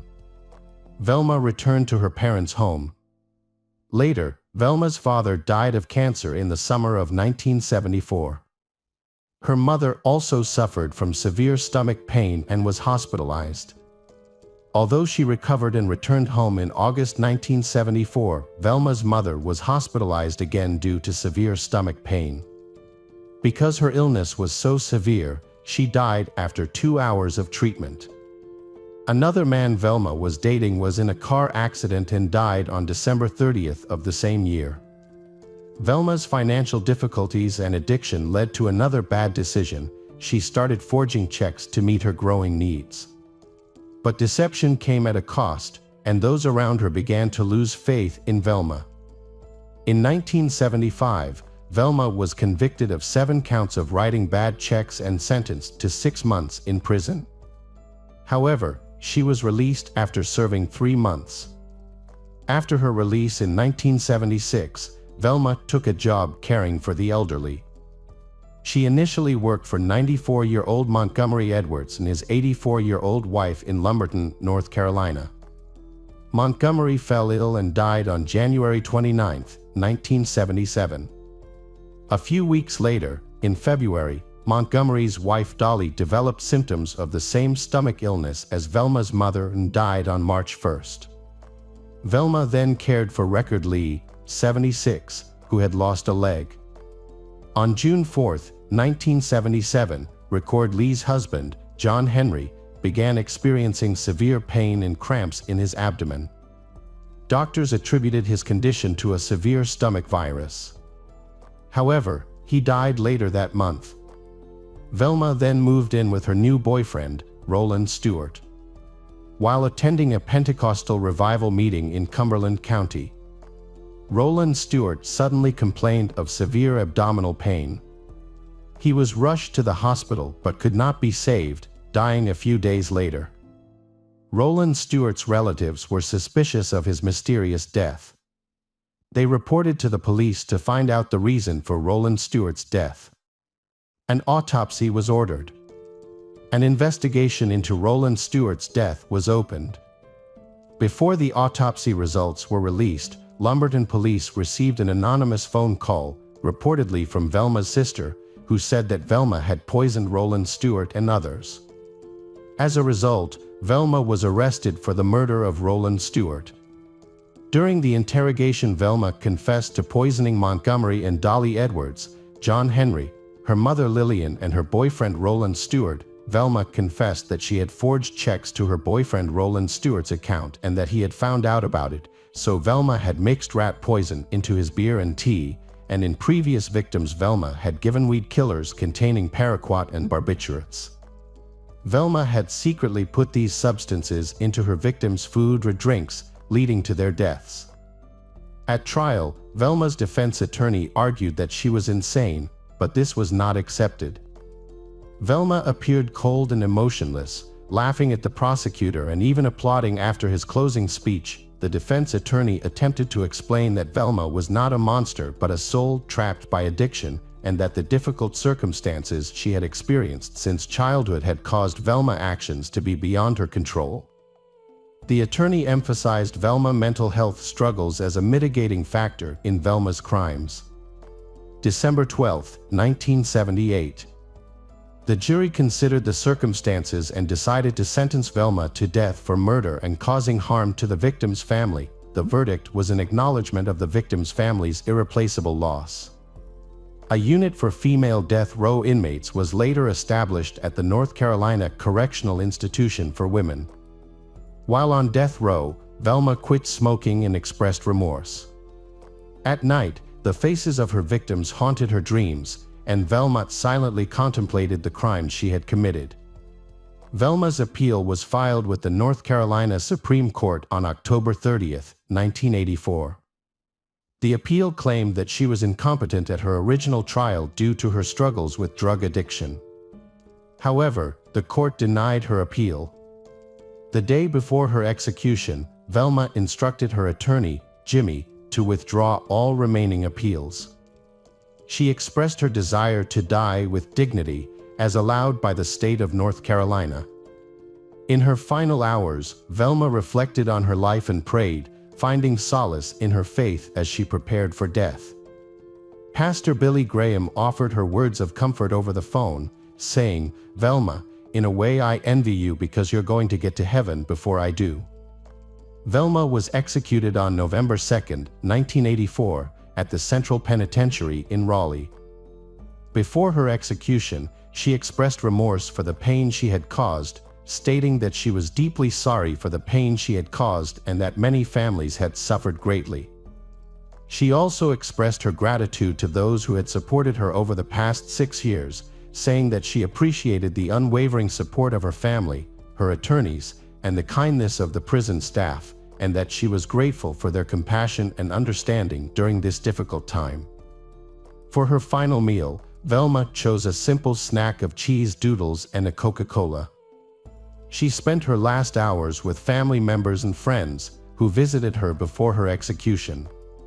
Despite the circumstances, Velma remained calm and at peace. Velma was led to her execution wearing pink pajamas and medical devices attached to her chest, including a stethoscope and heart monitor. She was secured to a gurney with straps at her body and legs, and then wheeled to the execution chamber just before 2 a.m. outside the prison. 2 opposing groups of protesters had gathered. Pro-death penalty supporters were present, and anti-death penalty advocates, who criticized Governor Hunt for not showing compassion and claimed the woman could still contribute positively to society from behind bars. As the execution approached, other inmates demonstrated their anxiety by banging on the windows of their cells in unison.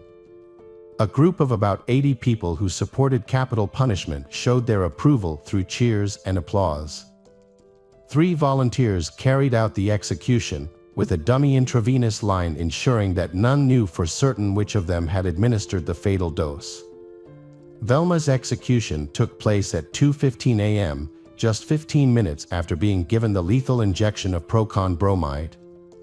Those present at the execution reported that she passed away without any apparent suffering.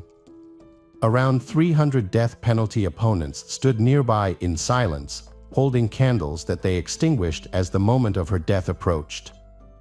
After the execution, Velma's body was taken by ambulance to a medical school for use in her previously expressed wish to donate her organs for transplantation. Her burial followed at a small North Carolina cemetery close to the gravesite of her first husband, Thomas Burke. She was 52 years old at the time of her death.